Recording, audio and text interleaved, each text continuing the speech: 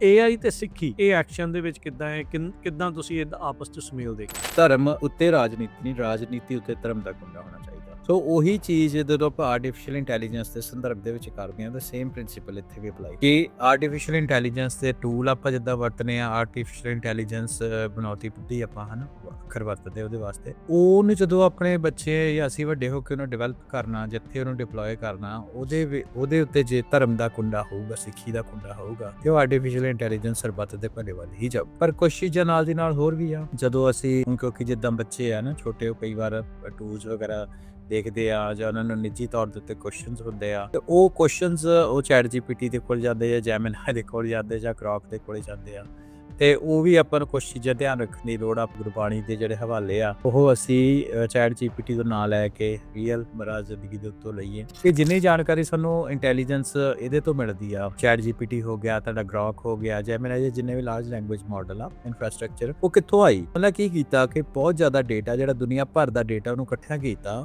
ਉਹਨੂੰ ਕਰੰਚ ਕੀਤਾ, ਉਹਦੇ ਤੋਂ ਜੋ ਦੀ ਸਮਝ ਬਣੀ ਚੀਜ਼ਾਂ ਨੂੰ ਲੈ ਕੇ ਇੱਕ ਜੈਨੇਰਿਕ ਉਹ ਸਾਨੂੰ ਇਨਫੋਰਮੇਸ਼ਨ ਪੇਸ਼ ਕੀਤੀ ਜਾਂਦੀ। ਸਾਡੇ ਵਰਗੇ ਜਿਹੜੀਆਂ ਕੌਮਾਂ ਕਹਿ ਲਓ, ਜਨਰਲ ਪੰਜਾਬੀ ਕੌਮ ਕਹਿ ਲਓ ਜਾਂ ਸਿੱਖ ਧਰਮ ਦੇ ਲੋਕ ਕਹਿ ਲਓ, ਫਿਰ ਵੀ ਆਪਾਂ ਸੰਖਿਆ ਘੱਟ ਆਪਣੀ। ਹਾਂਜੀ, ਤੇ ਮਿਨੋਰਟੀ ਇਸ ਤਰੀਕੇ ਨਾਲ ਹੀ ਵੀ ਆਪਾਂ ਗਿਣਤੀ ਦੇ ਨੰਬਰ ਆ ਆਰਟੀਫੀਸ਼ੀਅਲ ਇੰਟੈਲੀਜੈਂਸ ਦੇ ਪਰਸਪੈਕਟਿਵ ਨਾਲ ਮਿਨੋਰਟੀ ਇਸ ਹਿਸਾਬ ਦੇ ਨਾਲ ਆ ਵੀ ਸਾਡਾ ਜਿਹੜਾ ਡਿਜੀਟਾਈਜ਼ਡ ਟੈਕਸਟ ਆ ਉਹ ਬਹੁਤ ਘੱਟ ਆ। ਜਿਹੜਾ ਸਿੱਖੀ ਦੇ ਸਿਧਾਂਤ ਦਾ ਆਪਣੇ ਜਿਹੜੇ ਪੁਰਾਣੇ ਗ੍ਰੰਥ ਆ ਉਹਨਾਂ ਦੀ ਵੀ ਡਿਜੀਟਾਈਜੇਸ਼ਨ ਆਪਾਂ ਨੂੰ ਬਹੁਤ ਘੱਟ ਮਿਲਦੀ ਆ। ਪੁਰਾਣੇ ਗ੍ਰੰਥਾਂ ਜਿਨ੍ਹਾਂ ਤੋਂ ਆਪਣੇ ਰਹਿਤਨਾਮੇ ਹੋ ਗਏ, ਉਹਨਾਂ ਦੀ ਕੰਪੈਰੀਟਿਵਲੀ ਡਿਜੀਟਾਈਜੇਸ਼ਨ ਜਿਹੜੀ ਉਹ ਘੱਟ ਮਿਲਦੀ ਆ। ਜਿੰਨਾ ਵੀ ਆਪਾਂ ਨੂੰ ਆਰਟੀਫੀਸ਼ੀਅਲ ਇੰਟੈਲੀਜੈਂਸ ਤੋਂ ਇਨਫੋਰਮੇਸ਼ਨ ਮਿਲੂਗੀ ਉਨੀ ਕੀ ਮਿਲੂਗੀ ਜਿੰਨੇ ਤੇ ਮਾਡਲ ਟ੍ਰੇਨ ਆ ਤੇ ਉਹ ਬਹੁਤ ਜ਼ਿਆਦਾ ਨਹੀਂ ਹੈਗੇ। ਇਸ ਲਈ ਪੰਜਾਬੀ ਭਾਸ਼ਾ ਜਿਹੜੀ ਆ ਆਰਟੀਫੀਸ਼ੀਅਲ ਇੰਟੈਲੀਜੈਂਸ ਦੇ ਯੁੱਗ ਵਿੱਚ ਇਹਨੂੰ ਕਹਿੰਦੇ ਲੋ ਰਿਸੋਰਸ ਲੈਂਗੁਏਜ। ਅੰਗਰੇਜ਼ੀ, ਸਪੈਨਿਸ਼ ਜਾਂ ਤੁਹਾਡੀਆਂ ਮੈਂਡਰਿਨ ਹੋ ਗਈ, ਇਹ ਭਾਸ਼ਾ ਹੈਗੀ ਆ ਰਿਚ ਲੈਂਗੁਏਜ। ਕਾਫੀ ਹੱਦ ਤੱਕ ਹਿੰਦੀ ਵੀ ਉਹਦੇ ਵਿੱਚ ਆਉਂਦੀ, ਬੰਗਾਲੀ ਵੀ ਆਉਂਦੀ ਆ, ਪਰ ਪੰਜਾਬੀ ਵਿੱਚ ਉਹਨੇ ਸਾਧਨ ਨਹੀਂ ਹੈਗੇ। ਫਿਰ ਆਪਾਂ ਰਿਲਾਇੰਸ ਜਿਹੜੀ ਹੈਗੀ ਉਹ ਆਪਾਂ AI ਦੇ ਉੱਤੇ ਨਹੀਂ ਰੱਖ ਸਕਦੇ। AI ਸਾਨੂੰ ਸਹੀ ਜਵਾਬ ਦੇ ਦੂਗੀ। ਗੱਲ ਅਸੀਂ ਫਿਰ ਆਪਣੇ ਮੂਲ 3 ਸਿਧਾਂਤਾਂ ਦੀ ਕਰਦੇ ਨਾ ਗੱਲ, ਤੇ ਉੱਥੋਂ ਹੀ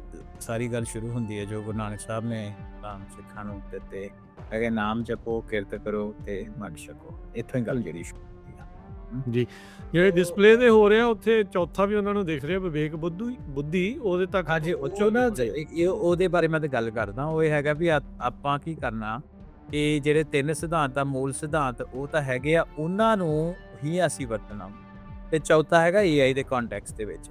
ਹਾਂਜੀ, ਤੇ ਤਾਂ ਕਰਕੇ ਜਦੋਂ ਆਰਟੀਫੀਸ਼ੀਅਲ ਇੰਟੈਲੀਜੈਂਸ ਦੇ ਸੰਦਰਭ ਦੇ ਵਿੱਚ ਆ ਤੇ ਆਪਾਂ ਚੌਥੀ ਵਿਵੇਕ ਬੁੱਧੀ ਦੀ ਵੀ ਗੱਲ ਕਰਨੀ ਆ, ਔਰ ਮੈਂ ਉਹਦੇ ਬਾਰੇ ਆਪਾਂ ਗੱਲ ਕਰਦੇ ਕਿ ਕਿਉਂ ਜ਼ਰੂਰੀ ਆ। ਨਾਮ ਜਪੋ ਦਾ ਸਿਧਾਂਤ ਜਿਹੜਾ ਉਹ ਗੁਰੂ ਸਾਹਿਬ ਨੇ ਸਾਨੂੰ ਦਿੱਤਾ ਹੈ, ਇਹਦੇ ਵਿੱਚ ਇਹ ਆ ਵੀ ਆਪਾਂ ਸਾਨੂੰ ਇਹ ਵੇਖਿਆ ਕਿ ਸਿੱਖ ਜਿੱਥੇ ਵੀ ਦੁਨੀਆ ਭਰ ਦੇ ਵਿੱਚ ਜਾਂਦੇ ਆ, ਰੋਟੀ ਤੋਂ ਵਾਂਝਾ ਨਹੀਂ ਰਹਿੰਦਾ। ਉਹ ਸਿਧਾਂਤ ਨਾਮ ਜਪੋ, ਕਿਰਤ ਕਰੋ ਤੋਂ ਹੀ ਆਉਂਦਾ। ਇਹਦਾ ਮਤਲਬ ਇਹ ਹੈ ਵੀ ਮਿਹਨਤ ਦੇ ਨਾਲ ਕੰਮ ਕਰੋ, ਜਿਹੜਾ ਉਸ ਮਿਹਨਤ ਤੋਂ ਤੁਹਾਨੂੰ ਮਿਲਿਆ ਉਹਨੂੰ ਇੰਜੋਏ ਕਰੋ ਤੇ ਪ੍ਰਮਾਤਮਾ ਨੂੰ ਹਮੇਸ਼ਾ ਧਿਆਨ ਦੇ ਵਿੱਚ ਰੱਖੋ। ਦੂਸਰੇ ਵਿੱਚ ਕਹਿੰਦੇ ਅਸੀਂ ਕਿਰਤ ਕਰੋ, ਕਿ ਉਹਦੇ ਵਿੱਚ ਇਹ ਹੈ ਕਿ ਦੇਖੋ ਆਰਟੀਫੀਸ਼ੀਅਲ ਇੰਟੈਲੀਜੈਂਸ ਉਹ ਤੁਹਾਨੂੰ ਹਿੰਟ ਦੇ ਸਕਦੀ ਹੈ, ਤੁਹਾਡਾ ਵਰਕ ਚੈੱਕ ਕਰ ਸਕਦੀ ਹੈ, ਪਰ ਉਹ ਤੁਹਾਡਾ ਐਫਰਟ ਨੂੰ ਰਿਪਲੇਸ ਨਾ ਕਰੇ। ਐਫਰਟ ਤਾਂ ਤੁਸੀਂ ਕਰਨਾ ਨਾ, ਉਹਦੀ ਰਿਪਲੇਸਮੈਂਟ ਨਾ। ਇਹਦੇ ਵਿੱਚ ਆਪਾਂ ਐਗਜ਼ਾਮਪਲ ਬੱਚਿਆਂ ਦੀ ਇਸ ਲਈ ਲਈ ਸੀ ਵੀ ਤੁਸੀਂ ਇਹ ਕਦੇ ਨਹੀਂ ਕਰਨਾ ਵੀ ਆਪਣਾ ਹੋਮਵਰਕ ਜਿਹੜਾ ਵਾ ਟੀਚਰ ਨੇ ਤੁਹਾਨੂੰ ਦਿੱਤਾ, ਤੁਸੀਂ ਜੈਮਿਨਾਈ ਤੋਂ ਜਾਂ ਚੈਟ ਜੀਪੀਟੀ ਤੋਂ ਲਿਖਾ ਲਿਆ ਤੇ ਤੁਸੀਂ ਕਹੋ ਭਾਈ ਕਾਪੀ ਕਰਕੇ ਆਨਸਰ ਮਿਲਿਆ। ਕਹਿੰਦਾ ਕਿ ਇਹ ਜਿਹੜੀ ਚੀਜ਼ ਆ ਇਹ ਕੰਮ ਤੁਸੀਂ ਕਰੇ ਨਹੀਂ ਕਰਨਾ, ਤੁਸੀਂ ਕਿਰਤ ਕਰਨੀ ਆ, ਮਿਹਨਤ ਆਪਣੀ ਜਿਹੜੀ ਉਹ ਜ਼ਰੂਰ ਕਰਨੀ ਆ। ਸੋ ਆਮ ਜ਼ਿੰਦਗੀ ਦੇ ਵਿੱਚ ਵੀ ਰਾਜਕਰਨ ਇਹ ਹੈ ਕਿ ਜਿਹੜਾ ਆਰਟੀਫੀਸ਼ੀਅਲ ਇੰਟੈਲੀਜੈਂਸ ਦੇ ਅਸੀਂ ਬਾਰ-ਬਾਰ ਗੱਲ ਕਰਦੇ ਕਿ ਇਹ ਅਸਿਸਟਿਵ ਟੂਲਸ ਤਾਂ ਹੋ ਸਕਦੇ ਆ, ਪਰ 100% ਤੁਹਾਡੀ ਰਿਪਲੇਸਮੈਂਟ ਜਿਹੜੀ ਆ ਉਹਨੂੰ ਜੇ ਤੁਸੀਂ ਨਾ ਕਰੋਗੇ ਤਾਂ ਤੁਸੀਂ ਚੰਗੇ। ਜਿਹੜਾ ਆਪਣਾ ਤੀਜਾ ਸਿਧਾਂਤ ਆ ਹੈਗਾ ਜੀ ਵੰਡ ਛਕੋ, ਕਿ ਉਹਦੇ ਵਿੱਚ ਇਹ ਆ ਕਿ ਜਿੰਨਾ ਤੁਸੀਂ ਗਿਆਨ ਨੂੰ, ਜਿੰਨੇ ਤੁਸੀਂ ਨੌਲੇਜ ਨੂੰ, ਜਿੰਨੇ ਤੁਸੀਂ ਈਵਨ ਆਪਣੇ ਲੰਗਰ ਦੇ ਸਿਧਾਂਤ ਦੀ ਆਪਾਂ ਗੱਲ ਕਰ ਲਈਏ, ਇਹ ਮੰਨਿਆ ਜਾਂਦਾ ਕਿ 1 ਲੱਖ ਤੋਂ ਵੱਧ ਗੁਰਦੁਆਰਾ ਸਾਹਿਬਾਨ ਹੈਗੇ ਆ ਪੂਰੀ ਦੁਨੀਆ ਦੇ ਵਿੱਚ, ਹਰ ਜਗ੍ਹਾ ਦੇ ਉੱਤੇ ਲੰਗਰ ਚੱਲਦਾ ਸਿੱਖਾਂ ਆਪਣੀ ਸਮਰੱਥਾ ਦੇ ਅਨੁਸਾਰ। ਆਪਾਂ ਕਦੇ ਦੇਖਿਆ ਵੀ ਕਿਸੇ ਗੁਰਦੁਆਰੇ ਵਿੱਚ ਲੰਗਰ ਦੀ ਤੋਟ ਆ ਗਈ ਹੋਵੇ? ਉਹ ਇਹ ਆ ਵੀ ਇਹ ਗੁਰੂ ਸਾਹਿਬ ਦਾ ਸਿੱਖਾਂ ਦੇ ਉੱਤੇ ਕਿਰਪਾ ਵਾ ਕਿ ਜਿੰਨੀ ਤੁਸੀਂ ਇਨਫੋਰਮੇਸ਼ਨ ਜਿਹੜੀ ਆ ਉਹ ਖੁੱਲੀ ਵੰਡੋਗੇ ਉਨੀ ਪਰਮਾਤਮਾ ਤੁਹਾਨੂੰ ਵੱਧ ਦੇਊਗਾ। ਸੋ ਆਰਟੀਫੀਸ਼ੀਅਲ ਇੰਟੈਲੀਜੈਂਸ ਨੂੰ ਜੋ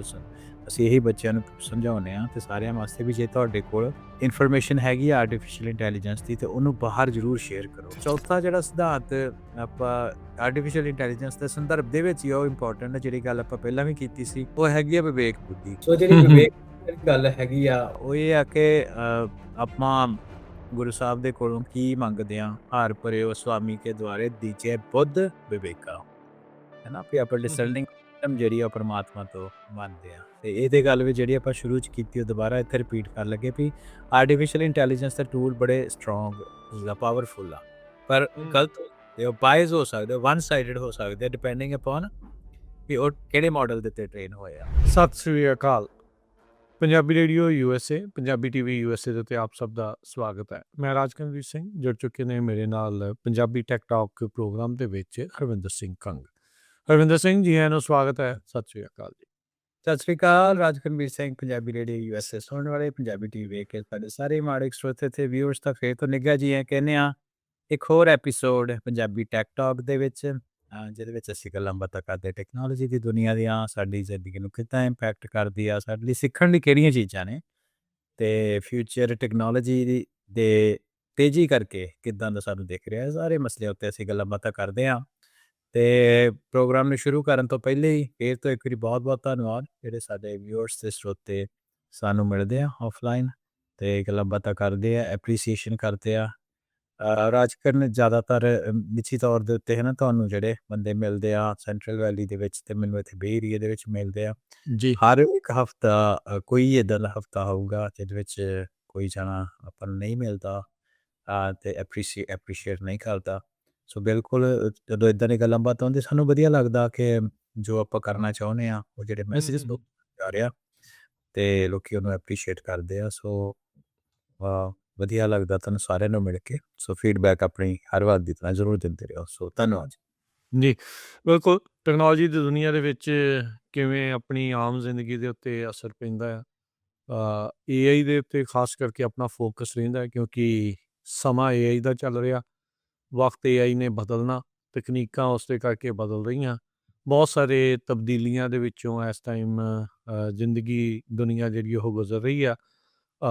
ਉਸ ਕਹਿ ਲਓ ਵੀ ਇੱਕ ਦੂਰਬੀਨ ਦੇ ਨਾਲ ਕਹਿ ਲਓ ਜਾਂ ਖੁਰਦਬੀਨ ਦੇ ਨਾਲ ਕਹਿ ਲਓ, ਕੋਸ਼ਿਸ਼ ਆ ਛੋਟੀਆਂ ਚੀਜ਼ਾਂ ਨੂੰ ਵੱਡੀਆਂ ਕਰਕੇ ਤੁਹਾਨੂੰ ਦਿਖਾਈਏ ਵੀ ਕੀ ਹੋ ਰਿਹਾ, ਤੇ ਵੱਡੀਆਂ ਚੀਜ਼ਾਂ ਜਿਹੜੀਆਂ ਦੂਰ ਦੀਆਂ ਉਹਨਾਂ ਨੂੰ ਲਾਗੇ ਕਰਕੇ ਤੁਹਾਨੂੰ ਜਿਹੜਾ ਉਹ ਦਿਖਾਈਏ ਵੀ ਕੀ ਕੁਛ ਜਿਹੜਾ ਉਹ ਸਾਹਮਣੇ ਜਿਹੜਾ ਉਹ ਆ ਰਿਹਾ ਆ। ਇਹਦੇ ਵਿੱਚ ਨਾਲ ਦੇ ਨਾਲ ਹਰਵਿੰਦਰ ਆਪਣੀ ਕੋਸ਼ਿਸ਼ ਇਹ ਵੀ ਆ ਵੀ ਆਪਣੀ ਜਿਹੜੀ ਕਮਿਊਨਿਟੀ ਆ, ਆਪਣਾ ਭਾਈਚਾਰਾ ਆ, ਜਿਹੜੇ ਸਿੱਖ ਨੇ ਇੱਥੇ ਜੋ ਵੱਸ ਰਹੇ ਨੇ, ਉਹਨਾਂ ਦੇ ਲਈ AI ਕਿੱਦਾਂ ਇੰਪੋਰਟੈਂਟ ਆ, ਕਿਵੇਂ ਉਹਨਾਂ ਦੀ ਜ਼ਿੰਦਗੀ ਨੂੰ ਉਹ ਬਦਲ ਰਿਹਾ, ਤੇ ਸਿੱਖੀ ਤੇ AI ਦਾ ਸੁਮੇਲ ਹੈ ਕਿੱਥੇ, ਕਨਵਰਜੈਂਸ ਇਹਨਾਂ ਦੀ ਕਿੱਥੇ ਆ, ਕਿੱਥੇ ਇਹਨਾਂ ਨੂੰ ਆਪਾਂ ਇਕੱਠਿਆਂ ਕਰਕੇ ਜੋੜ ਕੇ ਜਿਹੜਾ ਉਹ ਅੱਗੇ ਵੱਧ ਸਕਦੇ ਆ।